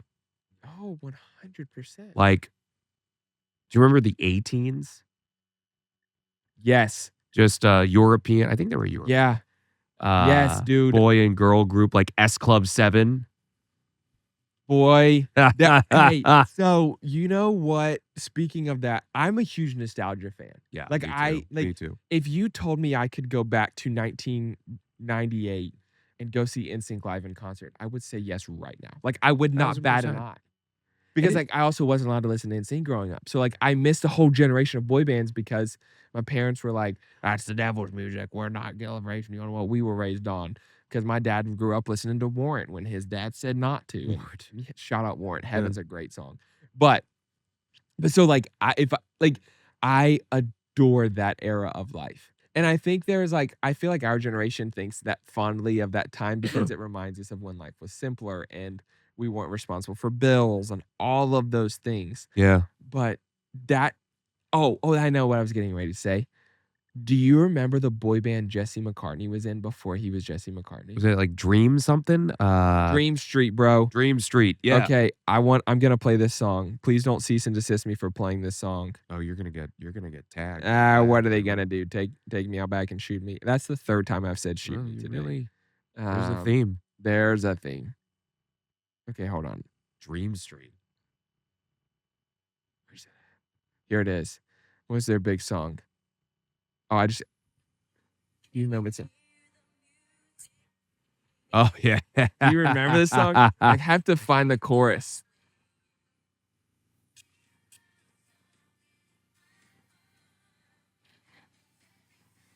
When I see you. Yeah, dude.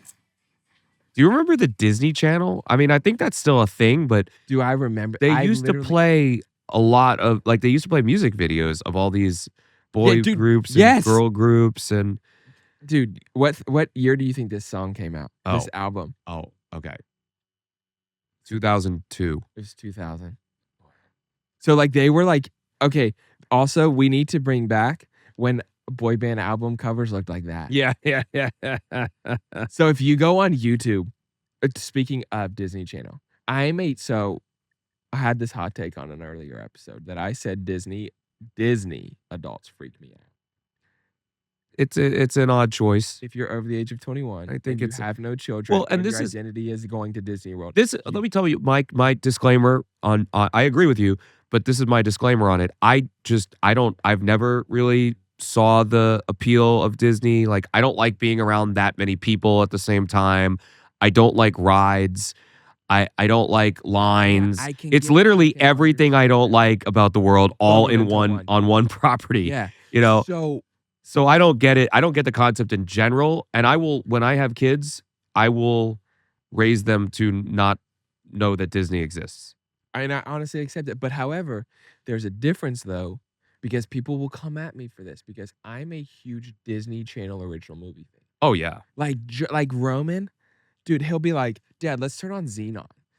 And you know how I've knocked this thing off. You knocked it off. I knocked it. Don't even know where it went. I'll just We're just gonna be twins. You know how fast I will say yes to Xenon? I actually on the last episode. the space girl? Yes, dude.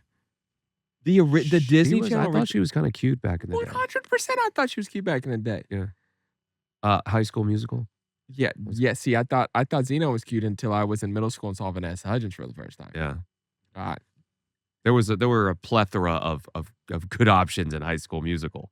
That was a good-looking Yeah, cast. see, yeah, but I mean, I still was like, at the end of the day, I was a Vanessa guy. Yeah. No, It's kind of like, I think she put out a pop single at one point after High School Musical. yes, she did. And Ashley Tisdale. Yes, they did, dude. And Hillary Duff, Hilary Duff. dude. You know what? Lizzie McGuire. I wasn't a big Hilary Duff. I mean, I like her. She's talented. I Yeah. wasn't like a big fan.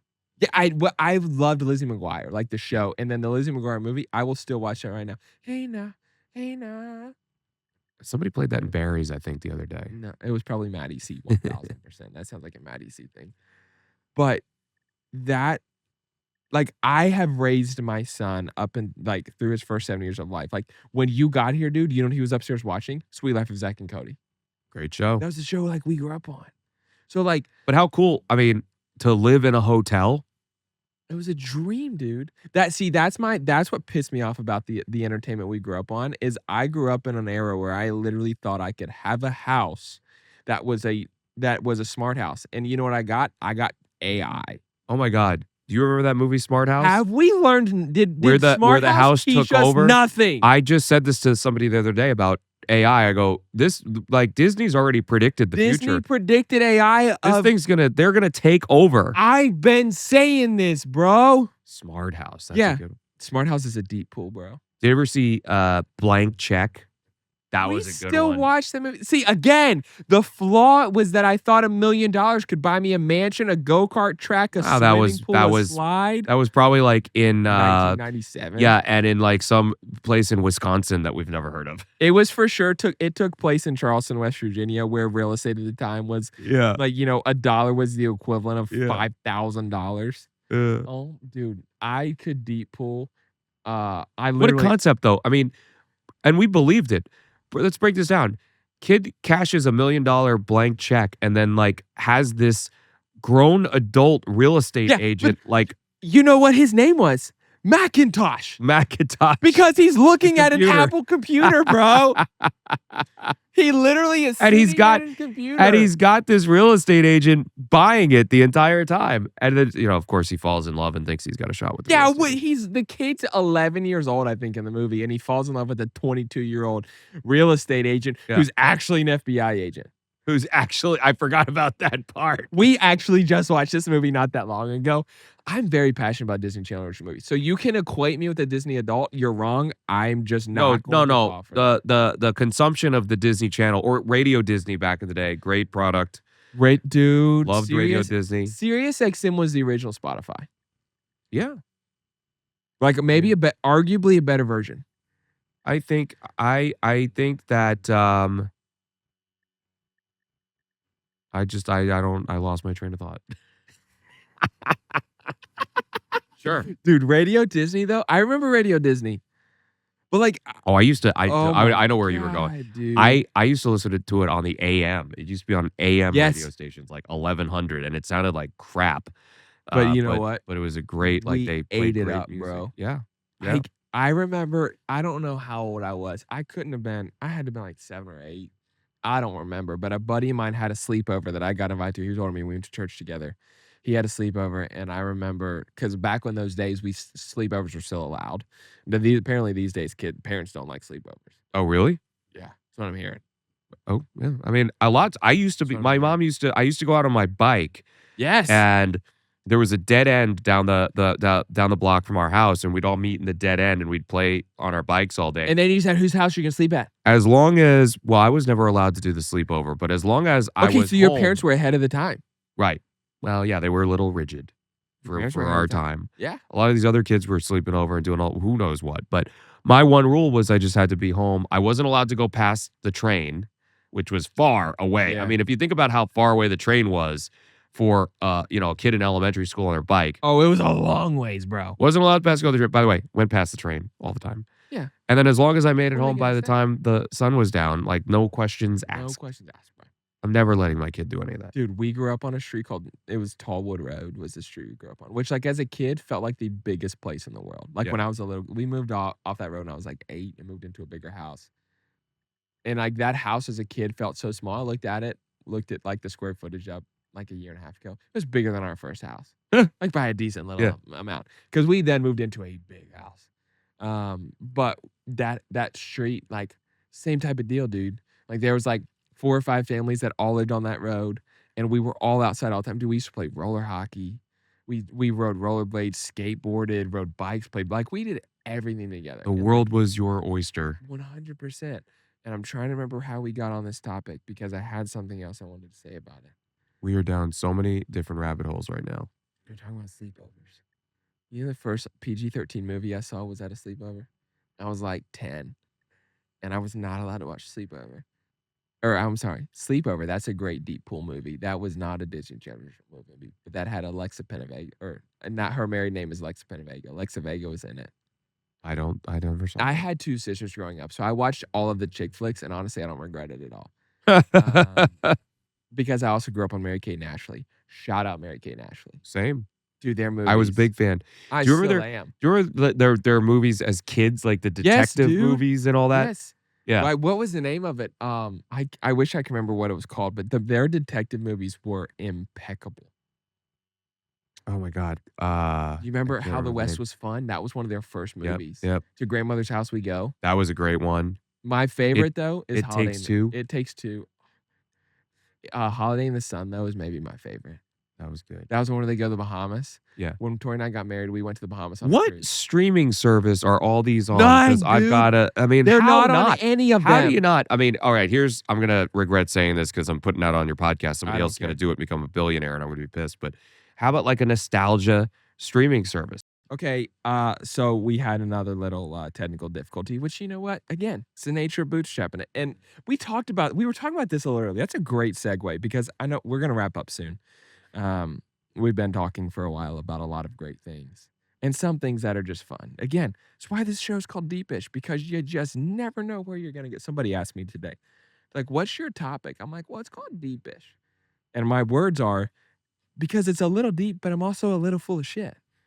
Who isn't? And so it's like I enjoy the serious conversations, but I also enjoy the fact that we can sit here talking about Disney Channel original movies. That's hard to say at times. Disney Channel original movies. That's why we call them DCOMs. It's a mouthful. It's a mouthful. Yeah. I actually on the last episode we did a I said what I said ranking top 3 DCOMs, which is so much harder than I thought. Yeah. But we were talking before we started about because I want to wrap before we get into I said what I said, which is one of my favorite segments we do. But I do want to talk for a second about I want to talk a little bit about your company because we've talked some about how you got into the media world, and then you ended up.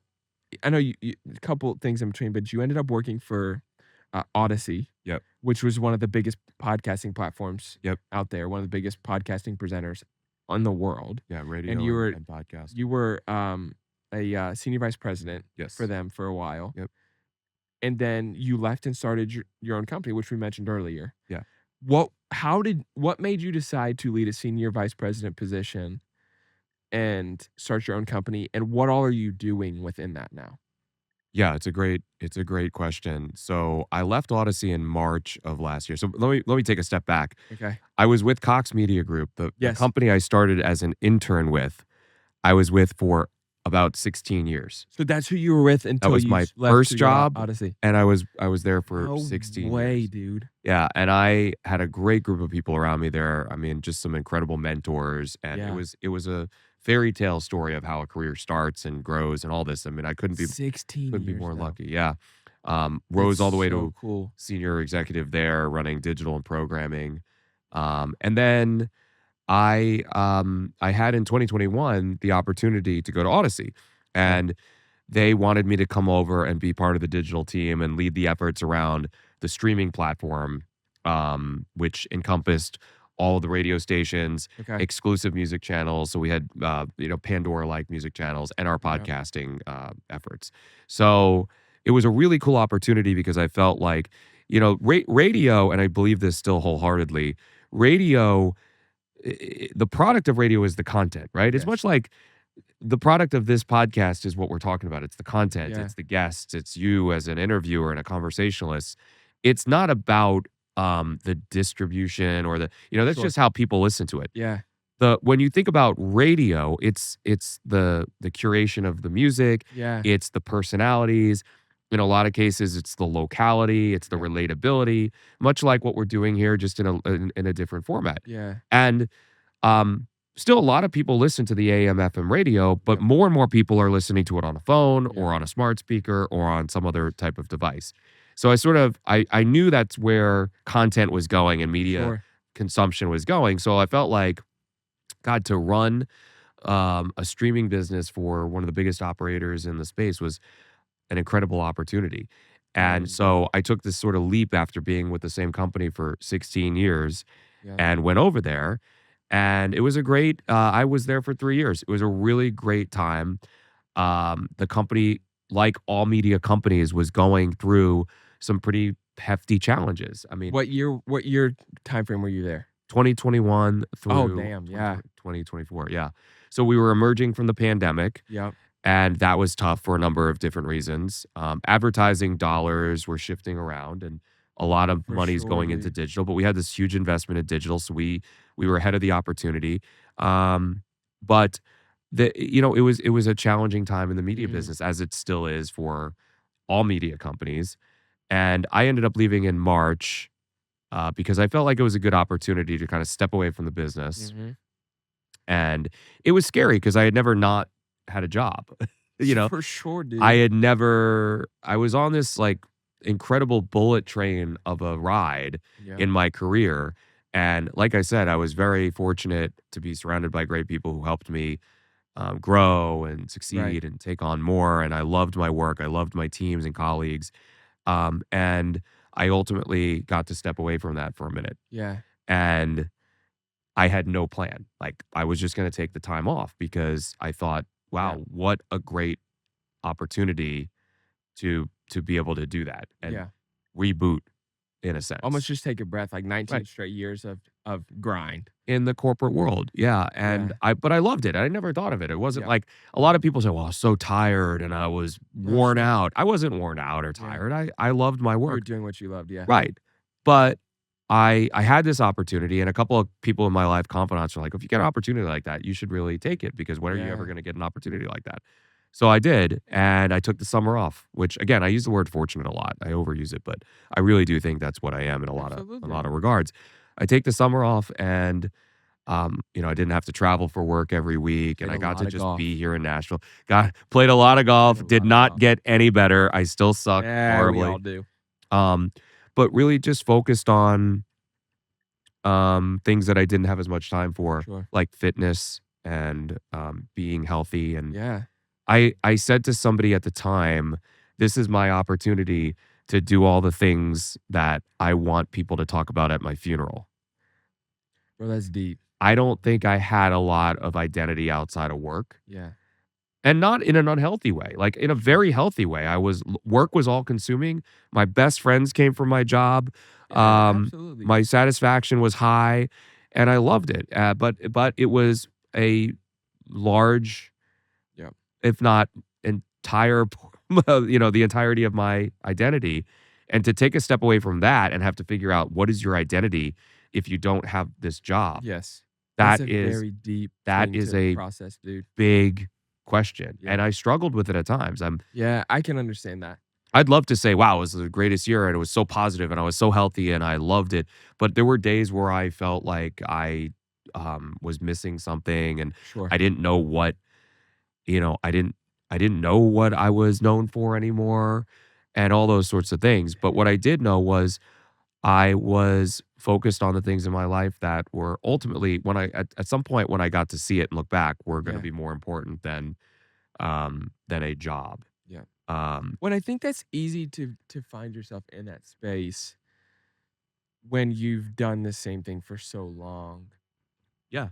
good or bad, your identity becomes what you've done, not who you are. Right. And we can intertwine those And who I was who unintentionally. I was what I had done and what I Exactly. was doing. And so I think a lot of times of for me, that came in 2023 when I quit a job and I went into I was utterly depressed, anxious. I wasn't sleeping. I went into a place for 9 months where I had no desire to do anything. I was if you asked Tori, it was bad. Right. Which is probably why this podcast isn't launching for 2 years, Yeah. which also I had to grow a lot. But I had lost myself and I remember turning 30 and looking at her and going, well, this was about 9 months after I quit my job, give or take. And I looked at her and I'm like, I'm 30 and I've accomplished fucking nothing. Wow. And I was finding my worth or lack of that in that, not in who I was, because I was tying myself into the fact that at 23, I thought I knew what I wanted to do. 21, I thought I knew what I Right. wanted to do. And now I'm 30 and I've not accomplished anything I thought I was supposed to do. But I also think that goes back to, this is a total hot take and a random thought, but why are we telling 17-year-olds figure out what you want to do for the rest of your life? Right.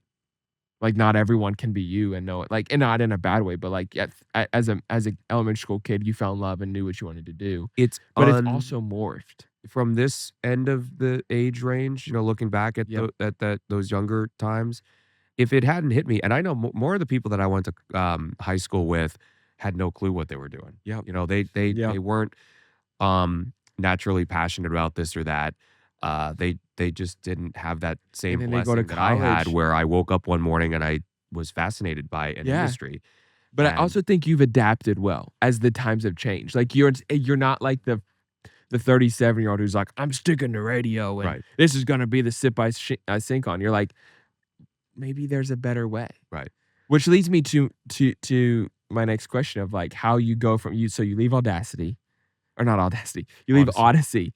There, dude, why are two things that do similar things such same names? Anyways, so you leave Odyssey, you take summer off. Yeah. And then a year ago. And by the way, this is sort of, I feel compelled to tell you this. This is sort of where we met in that last summer and I was before before this last summer, I worked out. It was one of the things on my to-do list in the day. I'd come, I'd be cordial with people, and I'd leave. And because I all of a sudden had the gift of more time, I didn't have to rush out and be anywhere.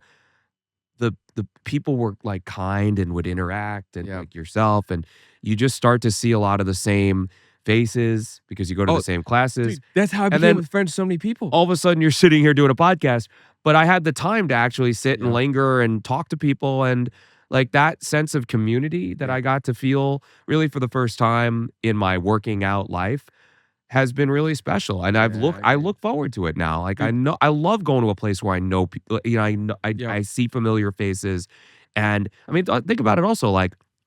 I usually do an early morning workout. You're starting your day with these people, Yep.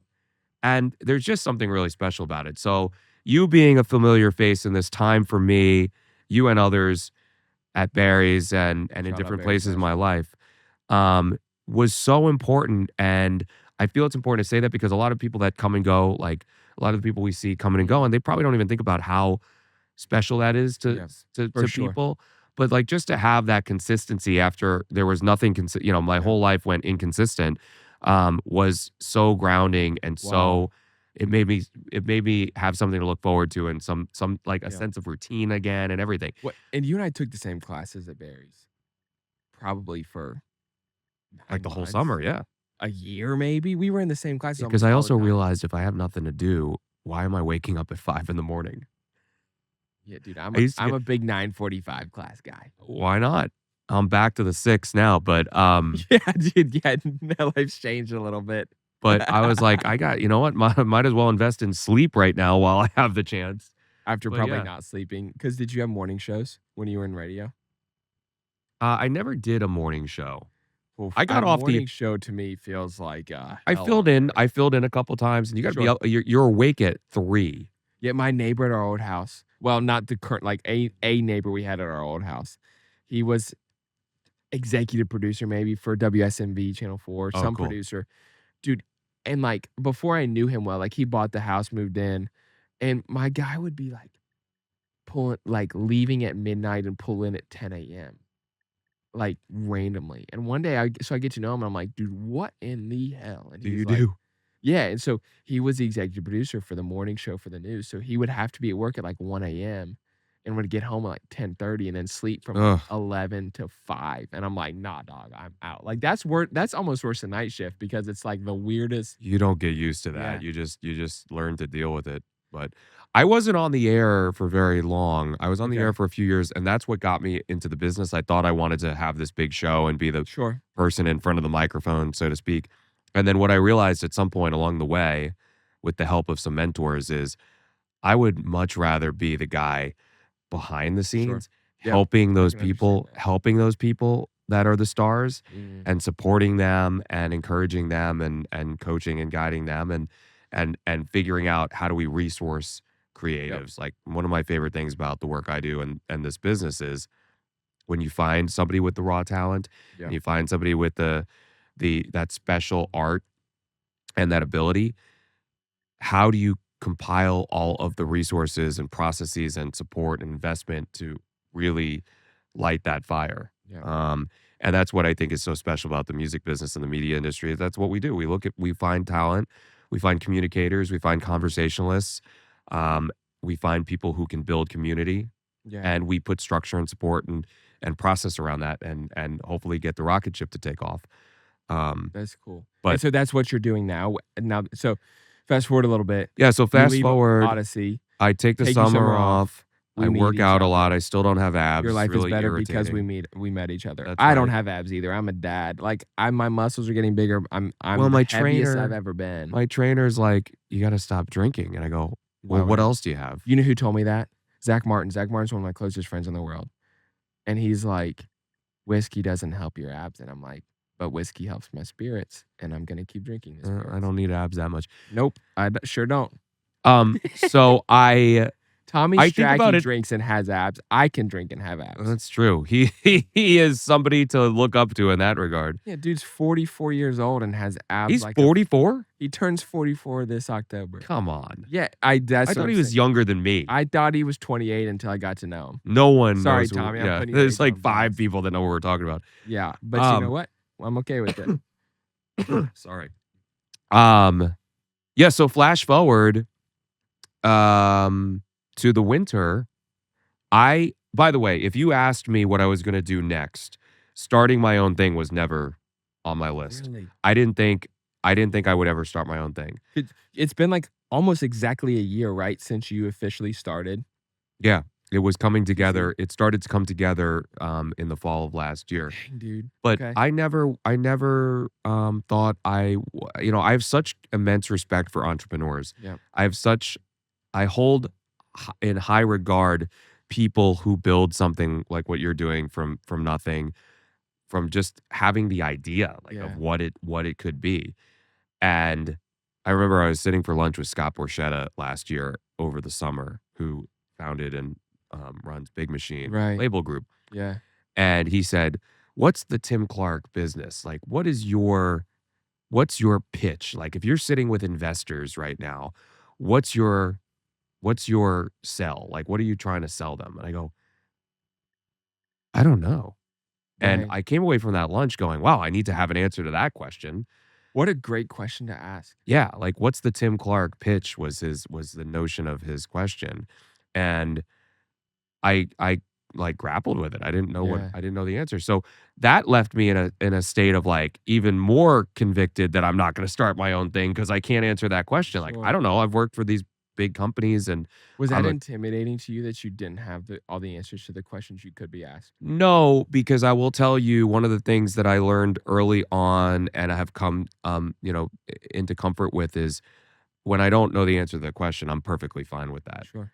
I I think don't that comes with maturity I and yeah, I always earlier in my life, I probably thought I needed to have the answer to every yeah. single question, but there's such comfort in being able to say, "I don't know. Yeah. I Agreed. don't know, but I'm gonna think And about people that." don't think less of you because you don't know the No, answer. I no. think when you're younger, you think like you're sitting that in that setting with Scott and you go, and he asks you a question, you're like, "Bro, I don't know." When you're early 20s, mid-20s, you fear like It's a test. this big like one of the Yeah. biggest names in music ever is gonna think less of me, and he's not. Like he's trying to help you, Yeah. and if you have the wisdom and the age It's to process that, thought-provoking. Yeah. yes, exactly. It's thought-provoking and yeah, so but I always take those, questions that I don't have answers to, Mhm. um, kind of to heart, right? Like, Yep. I always walk away with a, "This is something I should think about." And it doesn't mean I need to come up with an answer for it necessarily, but it's obviously something I haven't thought about. Sure. Um, so I thought about it. I was even more convicted that I shouldn't start my own business because I don't even know what that business would be. And then Wow. again, I think just as luck would have it, a good friend of mine called me. He's a consultant in the media business, and he Okay. was working with a client of his that needed some help on the digital monetization side. And he called Okay. and said, "Would you be willing to do this?" And I said, "Sure. I'm happy to do it." And I thought at the time it was just going to be this one-off project. Yeah. Um, and long story short, they were my first client, No and they're way. still a client of mine today. And I help them with digital strategy and growth, and have really kind of become part of their leadership team. No And way, dude. when that started to go really well, I'll never forget the feeling of, well, shit, I should try to do this. As I Dude. started to figure out, okay, I started to answer Scott's question. What's my lane? What can I Yep. contribute?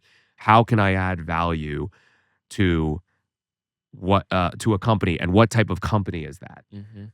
And for me, it's in the digital revenue, digital monetization, sort of sphere in audio, right? Yeah. Um, so podcasting companies, how can I help you grow your revenue with podcasts? Mhm. Advertising companies, how do we optimize and maximize, the return on your investment from a advertising and marketing dollar investment perspective. For the, traditional media groups, I'm Yep. working with a great company in Hawaii, and they are selling digital products now, Okay. um, in a more advanced and elaborate way than they were. Yeah. So I started to figure out, like, I can take the experience that I had Yeah. and help other people with it Wow. and build a business of my own. And so that's what I'm doing. And That's so but cool. I'll never forget the day I started to take myself seriously. Okay. Because I came from, like, I went from one end of the spectrum to the other. I Sure. came from, I'm not going to do this. I'm not a business owner. I'm not a founder. I'm not, an Yeah. entrepreneur. Well, it's To intimidating to, like, cross that bridge. Yeah. And I had to do some silly things just to trick my mind into, like the logo Okay. for my company, Mhm. because I'm a branding guy. Like, it's just part Oh, of how I I think about I things. can't wait to The drop merch for the this. company wasn't real until I had a logo. So Yes, no, I'm the same way, dude. We are very similar in I that. called one of my best friends who's a graphic designer and said, "Hey, I'll buy a bottle of bourbon if you make me a logo." He goes, "Well, I'll make you a logo." And we went back and forth on a couple of revisions, and I said, "That's it." And when I got it, I said, "This is a real Yes. thing." Then I went and It I quantifies it. got the domain, I got the Yeah. .com, and now I have the .com. And so it got my, like, sort of head around the fact that I'm doing this, and I Yeah. started to do it. And I set up my QuickBooks. And all of this has really given me such an appreciation for bootstrapping and building something. Yeah. We were talking before we started recording Yeah. about, you gotta pay for Microsoft, and you gotta Yeah. All subscribe to those things you Google. don't think about, dude, when you're doing something from the ground.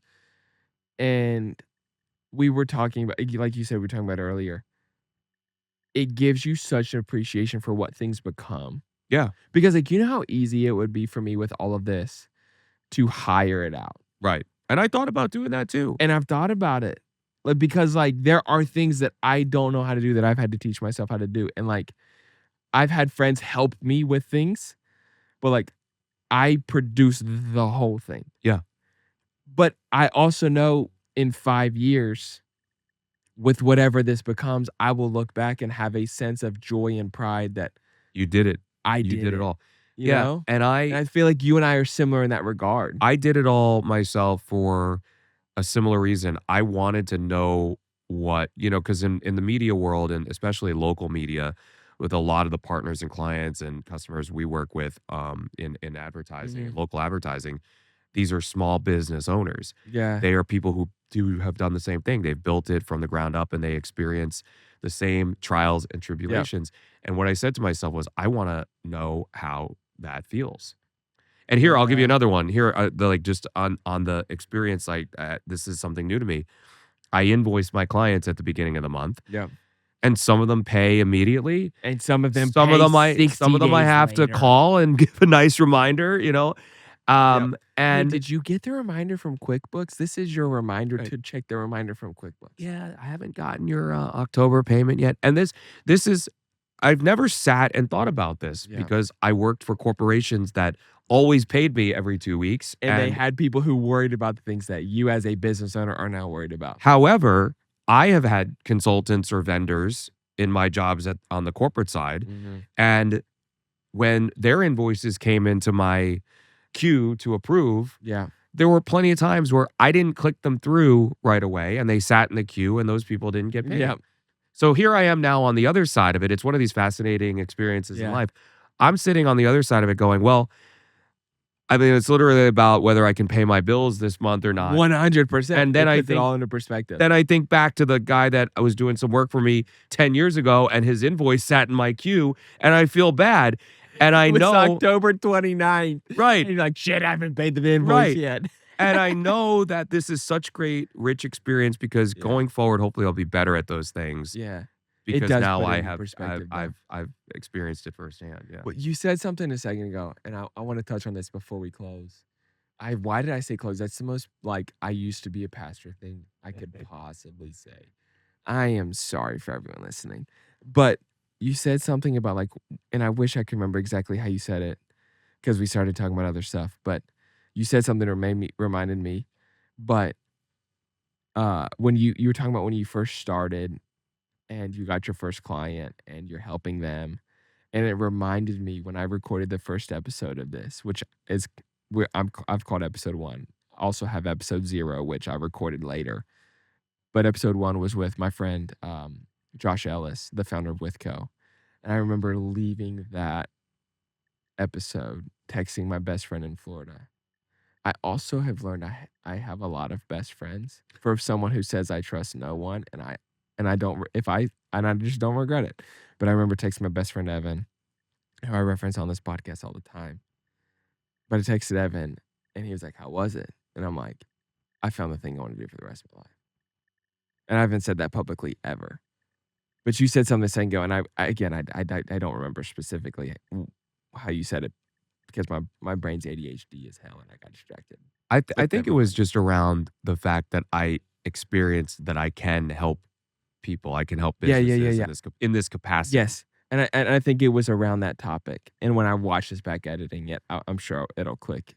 But it was just that feeling of like for the first like I spent 10 years of my life trying to become what I thought would get me what I wanted. I spent 10 years of my life trying to appease people who thought could give me what I thought I wanted in life. Ended up miserable, depressed, anxious, an awful human, a shell of myself, to then 2 years later, full circle, sit down and interview a friend of mine and go, like, it was almost that sense of you finally feel at home doing what you're doing. Yeah, you sort of reverse engineered it compared to the way that you were doing it. You Yep. figured out what you're good at that makes you happy, and okay, now I can work backwards to make this Yeah. what my work is. Yeah, and it's crazy because there is a sense of like what I'm doing is similar to at 19 or really at 18 what I thought I was going to do for the rest of my life. And it's shifted a lot over time. But there's a lot of like congruencies and like Yeah. what it is, but in a sense between like what I was doing, I thought I was going to pastor a church and stuff. This isn't pastoring a church, but there's a congruency and gift set with it. Well, if you think about it, I'm a big believer in what Simon Sinek, the author and Mhm. speaker. He wrote a book called Start with Why, and Yeah. I was really fortunate to be able to work pretty closely with Simon and his team a couple of years ago at Cox when the new CEO, who was a fourth generation family member, took over, and he started off by wanting to really figure out, okay, how is he going to, what was the starting line sort of his stewardship of this Mhm. company. Yeah. And he brought Simon Sinek in, and I was on this little team of executives that got to sit with Simon and do this workshop with Alex Taylor, who is a phenomenal leader, sort of charting, defining Yeah. the purpose of the company. And it was all around this notion of start with why, not what. We all start Yep. with what, like Yep. revenue, audience. It's easy to define the what. So few companies and so few of us start with why am I Yeah. doing this? Yeah. And so for you, like that resonates with me because what I've shifted my mentality to be versus what it might have used to have been is not this job or that job, but what are the things in the job? Like Yeah. what are the functions of the job that I'm good at and that I like, that I can contribute with, that are needed, Yeah. and boil it down to sort of those at the root. Mhm.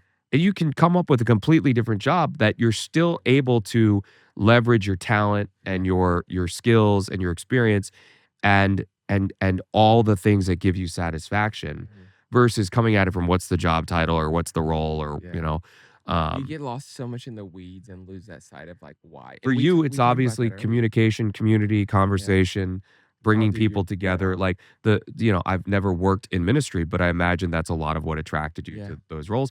And this, what you're doing right here, is the same thing Yeah. on a different level. Yeah. No, you're dead on. And then we talked about that earlier. Like you asked me that question in a similar capacity of like essentially like in different language, but like tell me your why of like of deepish. Yeah. And we talked about that for a while. And I mean, and I think you hit the nail on the head. Like when it comes to this of like creating almost a sense of community with the guests that I have, of just like sitting down and having conversations. Yeah. And I adore it. Like we joked earlier about like my wife was like, you can talk to a brick wall. I can. Yeah. And I'm really good at it. And that brick wall talks Wood back. panel The wall. wood panels Yeah. talk back to me when no one else is around. And maybe it's the bourbon. If you're my family and you think I don't drink and you heard that, you didn't hear it. Yeah. Didn't hear it. But you know what? My dad and I were talking recently. Before we get to I said what I said. My dad and I were talking recently, and I was talking about when I was still full time in ministry as a pastor, and I had a mentor was like, "You can't post pictures of alcohol on social media." And I told my dad, I was like, "I don't do that." Like this was like 3 weeks ago. We were having this conversation. I'm like, I never have been that type. Like, just don't post about it. And my dad goes, "Bud, you got pictures on your Instagram, right? Or videos on your Instagram right now of alcohol behind you for your podcast. You've posted alcohol on your story." I'm like, damn it, Dad. It's just a So set. That's a decoration. it's a set. Mm. Well, we do have to wrap up. That was my Yeah. last sip. Yep, same. All right, so man, I it's been so cool though, in a serious fashion. Fantasy football is notifying me all sort of stuff right now. But it's been cool to sit here and talk with you and learn your story and learn more about you. And I think it's given me a great appreciation for you as a human and what you've traversed, and also what you've overcome, being adopted and learning in your later life, that all of a sudden you've got this trauma, but like also what you've been able to step out and build when you didn't have to do it. It's so cool to hear. But we're gonna end this the same way that I end every episode with the segment I like to call I said what I said.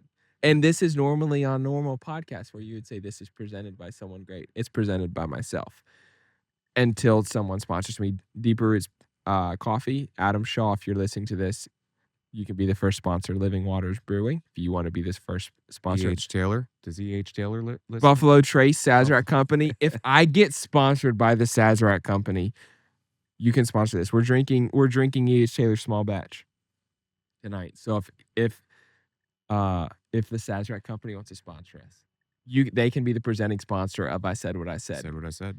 I said what I said. I do think that the Sazerac Company makes collectively the best bourbons. That is not the topic of tonight's I Said What I Said, but That's do just a think sidebar. there are other great distilleries that make great bourbons. We were talking about, I've got Bardstown Bardstown, Bourbon yeah. up there. I do love their stuff. Their origin series that they're doing in-house, just theirs, phenomenal. Other great brands have great things. And maybe I've just bought into the hype of the Sazerac company, but the Sazerac company, I think, has collectively the best top to bottom line of bourbons. I don't disagree. Yeah, I mean, I think dude, when there's you some good talk about you've got Pappy, Blanton's, Sazerac Rye, E.H. Taylor, Elmer T. Lee, Rock Hill Farms, like, that's just a portion of what they've got. George T. Stagg. Stag, yeah. I've got a bottle of Stagg. Yep. I don't know. Yep, it's right there on the shelf. Okay, so tonight's topic, you being in the media industry, and I said what I said has morphed. Originally, it was just hot takes, which I stand by my hot takes. I have not said a hot take on this podcast that I will not die on that hill vehemently. I actually just told someone earlier today about my first hot take on this show ever, and the hot take I still agree with is that Jenny's ice cream is trash. I'm lactose intolerant. So and when I do enjoy ice cream, I like an old fashioned mint chocolate chip. Oh, And I don't know that, I don't need all the if you're Jenny's CEO and you hear this, please do not send me a cease and desist because I cannot afford well, it. they're not sponsoring. I said what I said. No, non-spawn for sure. So you saying that? So my dad, and my mom and dad have a couple friends, in West Virginia that are both. I think they're like one of their parents are both of Asian descent, and so, he is lactose intolerant as well, and he will go to their house and eat chips and queso like it's his job, like an idiot. I can eat cheese, but like I can eat Bro, cheese, no it will problem. Ice cream destroy is him. not a fun time. Yeah, But I but could take the pill. isn't that like I've heard that, but isn't that like what's the word I'm looking for? Um, like a nationality thing. Nationality is not the right word. I can't think Well, of the like word. what the different types, like I'm Korean or Yeah, but isn't that like Japanese. a thing with a lot of Asians is that they like I lactose have no idea. intolerance? I'm the worst Asian you'll ever meet. I don't know. That's so funny. I don't know. I mean, my parents, my American parents, Yeah. tried to bring all of this Asian like culture into our lives. That's so Like funny. they would dress me up, and I'm not showing the There's pictures. But no they tried to really embrace the Asian culture, No and way. I rejected it. Do I don't they have anything celebrate against Asians. I just was more of a New Yorker. That's so good, Like dude. when I go to get the occasional Oh my pedicure, because God. I do love a pedicure. Yeah, I have no shame in that. Oftentimes the person will say, "Oh, where are you from?" And I go, "New York." Yeah, I don't know how to tell you. And then I'm they not start getting into the start weeds. talking to each other because I think I offended them or made them mad or something, and I have no idea. No idea what they're saying. Oh my gosh. We've been on a lot of rabbit trails. A lot of and rabbit. honestly, This I'm is gonna like be honest. 7 episodes. Yeah, like it is my ADHD at its finest, which I've talked about this not on the podcast, on my sourdough bread page. I've talked about how when my wife and I first started dating and got married, my mother-in-law was like, "You need to be on Ritalin." I said, "There ain't no motherfucking way in planet Earth I'd get on Ritalin." That's how passionate I am that I said the F word on this. That was am I the first going one, on? actually, That shockingly. shockingly well. I wear a few glasses of bourbon in. What do you want me to say? But I digress. I did talk about that though on my bread page that I said that I'm never going on Ritalin. We're ADHD, it's just who I am, and we're gonna ride it. Like you don't want me to be me? Embrace it. Just live with it. I'm just gonna live with it. So this is our topic. So this is what I was saying before we got distracted by the Jenny's ice cream and you being Asian and being like this. So it's morphed. Originally, it started as we just gave our hot takes, but I've morphed it into a little bit of a hot takes ranking. Okay. And so I did give you a warning before we did this tonight, but our hot takes ranking, or I said what I said, is I need you to give me your top 3. You can give me an honorable mention if you desire, but your top 3 concerts. Because being in the industry, you go to a lot of concerts. We talked about this summer. You're involved in a lot of music stuff and things of that nature. I need your top 3 concerts of the last 3 years. I'll give you mine. And my list is short because What are they like? Is it like a hot take? Like I'm supposed to give you concerts that are a hot take that they're my favorites, or they're just my favorite concerts? I will leave that up to your interpretation. Okay. Because honestly, if you want to give me your hot takes favorites, oh man, shout out Cheetos, non-spawn. All right, I'm just gonna you go, Okay, I can do and that. I can it's go just gonna first. have to be because I'll sit here and think about it too long. It's just gonna have to be what comes off the tongue. Okay, I can go first. I'm trying to honestly think of, like, 3 concerts I've been to, like, and in no particular order. My favorite concert that I've ever been to in my entire life. Now, did I say for the last 5 years? We've said last 5 years, right? You said 5 years? Okay, I think we last can 5 do years. last We 5 can do years. less. We can do last 2 years if you want, because like, you go to a lot, so I don't wanna get too in the weeds of your concerts. But if we like, I have not been to that many concerts in my life, which is shocking considering I live in Nashville, but I'm cheap. And also, like, artists I see aren't here that often. Or Right, artists aren't right, here that right. often. My number one, I will start at number one. My favorite concert, my favorite show I've ever been to was the Jonas Brothers in 2023. Okay, I'm they a do a good show. massive Jonas Brothers stan, just gigantic. I love the Jonas Brothers. And their show, it was the 5 albums, 1 night tour. Okay, That was when they released their album, The Album. 2023. I don't think I saw that tour. Dude, I remember being at that show. Now, it could have been the tequila talking because we had Lexus Lounge at Bridgestone. You've had Lexus Lounge at Bridgestone. Oh, yeah. It makes every concert Yeah. experience there just a gigantic ball of fun. Yeah. And I also had just quit my job 2 weeks before. So, like, it was less than that. It was like 10 days before. So your boy let loose a little bit. But As to be expected. as I should have. But that, like, I didn't get to see them on their first tour back after their breakup. And so that was like the first time I saw them live. That was an unbelievable show. Like, they travel with the full orchestra. Yeah. I also think that they're like, can not rise, but they're like, their relevancy that's continued in 2025 should be studied. And you know what I think should be credited to it is the fact that Joe Jonas is a chronically online person on TikTok. And because he is constantly online on TikTok as a 30 something year old man, rich respect for that, that has brought relevancy to the younger generation that didn't grow up with Camp Rock Right. and the Jonas Brothers. Yeah. But I digress. Number 2, I went to Ernest's release party when he released their first record for Cadillac Records. Again, technical difficulties. My camera overheated again. What do you want me to say? It's freaking fall outside. Number 2, Ernest Cadillac Records. He's, so good. Isn't it Cadillac Records? It's DeVille Records? Cadillac Music. The Cadillac Sessions, DeVille Records. That's what it is. Went to that.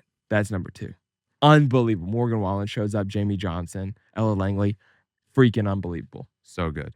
I'm trying to think of my third. Here's my third. This maybe is a hot take because a lesser known artist, also a guest on this podcast, hasn't come out yet, but going to be a guest the next episode, ironically. My friend Hallie Kearns did a show in my hometown. Her husband was on the show earlier in an earlier episode. She's an up and coming artist. Freaking unbelievable. They played at an old place, used to be called the V Club. It's called The Loud now in Huntington, West Virginia. We traveled to see that. She was with Mason Ramsey. She's unbelievable. If you have not heard of Hallie Kearns, you check her out. She's so freaking good. Those are my top 3. Hmm. The third one's a little hot take. Again, don't see a lot of shows. You know what else is a great show I saw? This is not the last 3 years. Will Hoge. I saw him at the Basement East in 2016. You remember Will Hoge? No. Dude, deep cut Southern rock, country rock kind of guy. So freaking good. That sounds like I would be into that. You would. I'll send it to you. Okay. All right, give me your top 3. Well, I got to work through this. So I have one and I have another one. Okay. I have my top one for sure, and then I have another one. So 1A, 1B, I'm good. Let's Okay. roll. So one is, and this is just growing up on Long Island in New York. I'm a massive Billy Joel fan. I think yeah. Billy Joel's top for me. So we got to see him when he closed out his Madison Square Garden residency last year. We went to I think it was 150 shows. Yeah, we went to the last show. And saw that, and that was incredible because Billy Joel at the Garden is just really special. The Garden in general. The Garden And is Billy Joel the at best the room in Garden. the country, and I think Billy Joel at the Garden with a bunch of New Yorkers is just everyone's Yeah. singing Piano Man, like one of the best experiences. And I'll say this because I have been around the music business so Yeah. much. Yeah. My favorite concerts tend to be like the ones that are not for work. Like I love Yes. a lot of the artists that I get to Because see. when you're working, Well, different. look, it's a privilege to be able to go Yes. to a lot of these events, and I don't take it for granted. I love I love going to shows and I love seeing. I mean, I'll go to anything. Like Yeah, right. you invite me to a concert, I just love music so much, I'll go to it. But I am again to the nostalgia thing. Like a lot of the music that I love personally nowadays is just more of that Yeah, I can nostalgic type thing. understand that. So Billy Joel. Here's my other one. And I'll have to come up with a third while I'm talking, so I'm gonna vamp. But uh Youngblood did a private event No way. last week, 2 weeks ago for the grand reopening of Hit Parader magazine. And Youngblood's like incredible. I was No not paying way. attention to this guy. This is why this is sort of a hot take because everyone tells me, "Oh yeah, Youngblood, it's phenomenal." I was not paying attention, and my one of my close friends said, "I'm going to this event. You want to come with me?" And I'm like, "Yeah, sure, why not?" Not thinking I really even cared about the music, but it would just be a fun time. Yeah. Guy blew me away. I mean, he's a rock star. Reminds me of Hey, he gives like Freddie Mercury vibes, hell like yeah. that level of talent All and I can think of when I hear performance. Youngblood, though, is the 5 Seconds of Summer song. No, totally different. Totally different. But Youngblud. I have not This listened guy's a to him a lot. superstar. You got to listen to it. I've heard of him, have not listened to him a lot. Very, very good. Now, God, I need a third. You need a third. All right, while you're thinking of your third, here's a hot take, but is an accurate hot take. I think Ernest is the greatest songwriter. This takes me back. Ernest, I think, is the greatest songwriter in Nashville. I have a hard time with the concept of the greatest songwriter Yeah, in for sure. Nashville. That's why it's a hot take. But he is I understand that. absolutely he's a phenomenal writer. Dude, I Um, like him and Hardy, and I will one day when I get to meet them, I will tell them this to their face. I think those two are the greatest of the young generation of songwriters. they're Dude, phenomenal. when Morgan released his new album, I looked at the track list.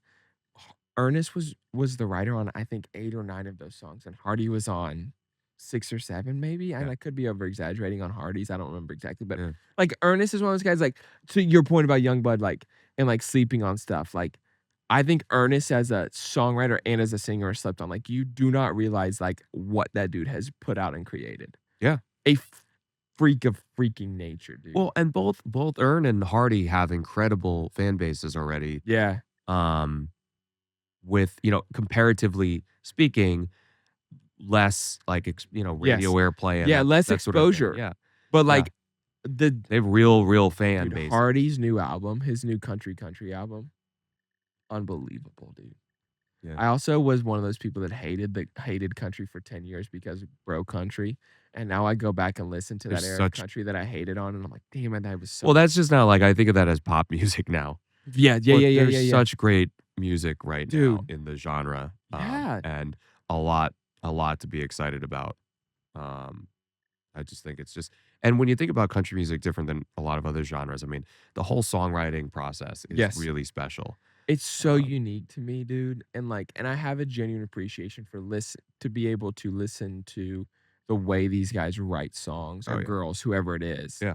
Like I'm a huge Megan Maroney fan. I think she's Yeah. dude, she's incredible. I'm a bit Ashley Cook, Ella Lang, like these Lainey Wilson, these newer Yeah. and like not all of them are newer, but like these like recently bigger names. You're like their songwriting is unbelievable. Yeah. All right, I need your third. Okay, I got it. And I'm not a big U2 fan, but I'll just and maybe this is the hot take of it, but I saw U2 at the Sphere last Dude, year. yeah, how do you beat that? It's pretty incredible. I Dude, mean, it was Zach just Brown is so doing different. a residency I at the would go Sphere. see that. I like Zach Brown Band a love lot. Zac Brown. I think that would be a great Sphere show. They are one of the only country music groups I liked during the bro country era. But they weren't really broke. But they weren't bro in country. the They were era, they but were they in weren't bro Southern country. rock. Yeah, they're rock. You know who got me back into country music? Hardy. Yeah.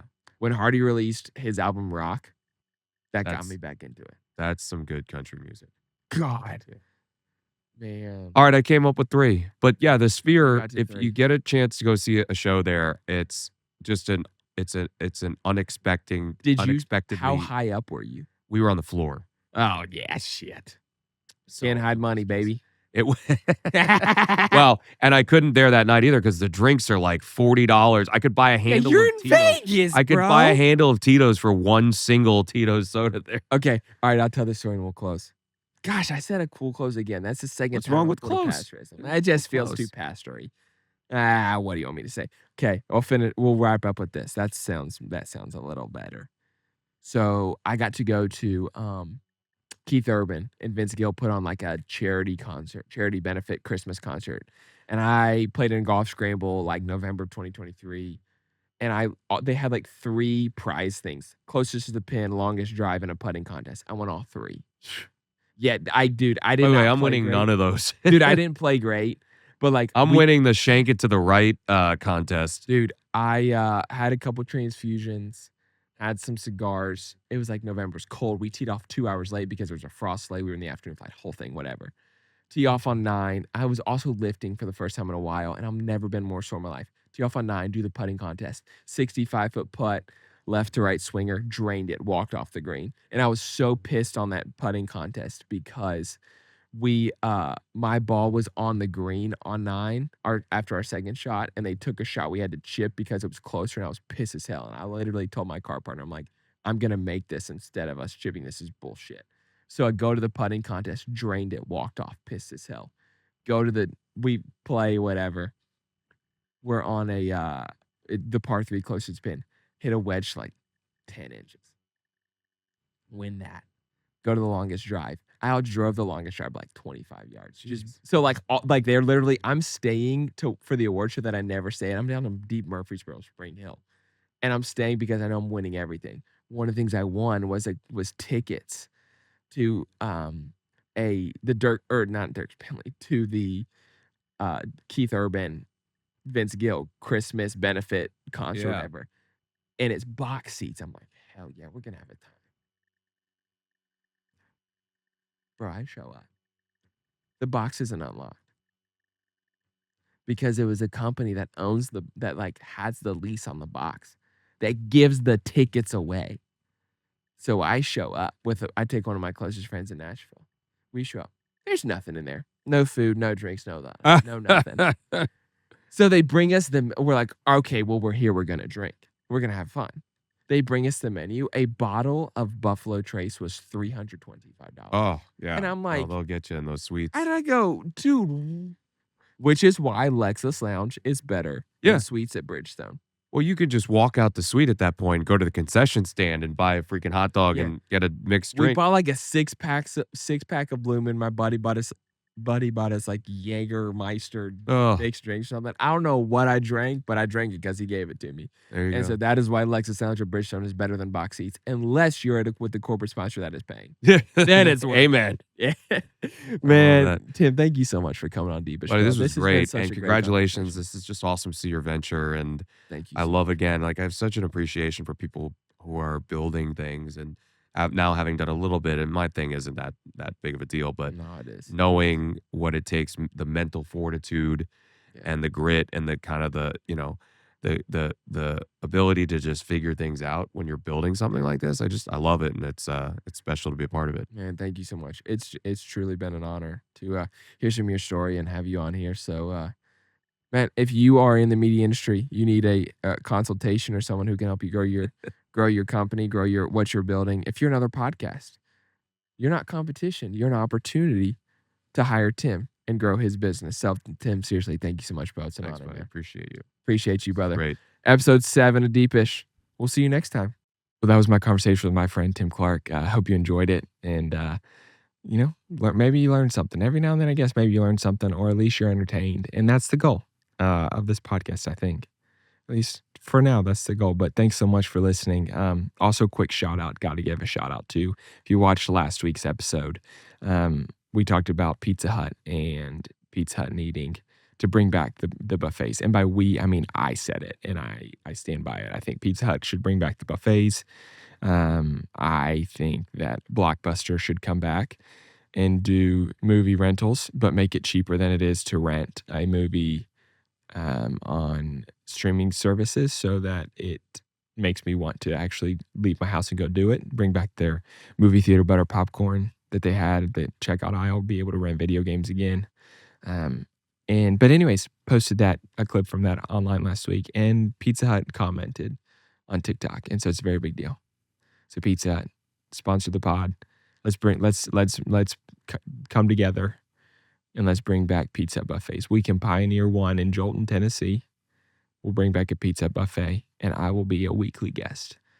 And it'll just be a great thing. And I think it would solve a lot of problems in our world. But anyways, I hope you enjoyed this episode. If you're not already, make sure to follow us on Instagram at deep.ishpodcast. Or hold on. Man, I do this every time.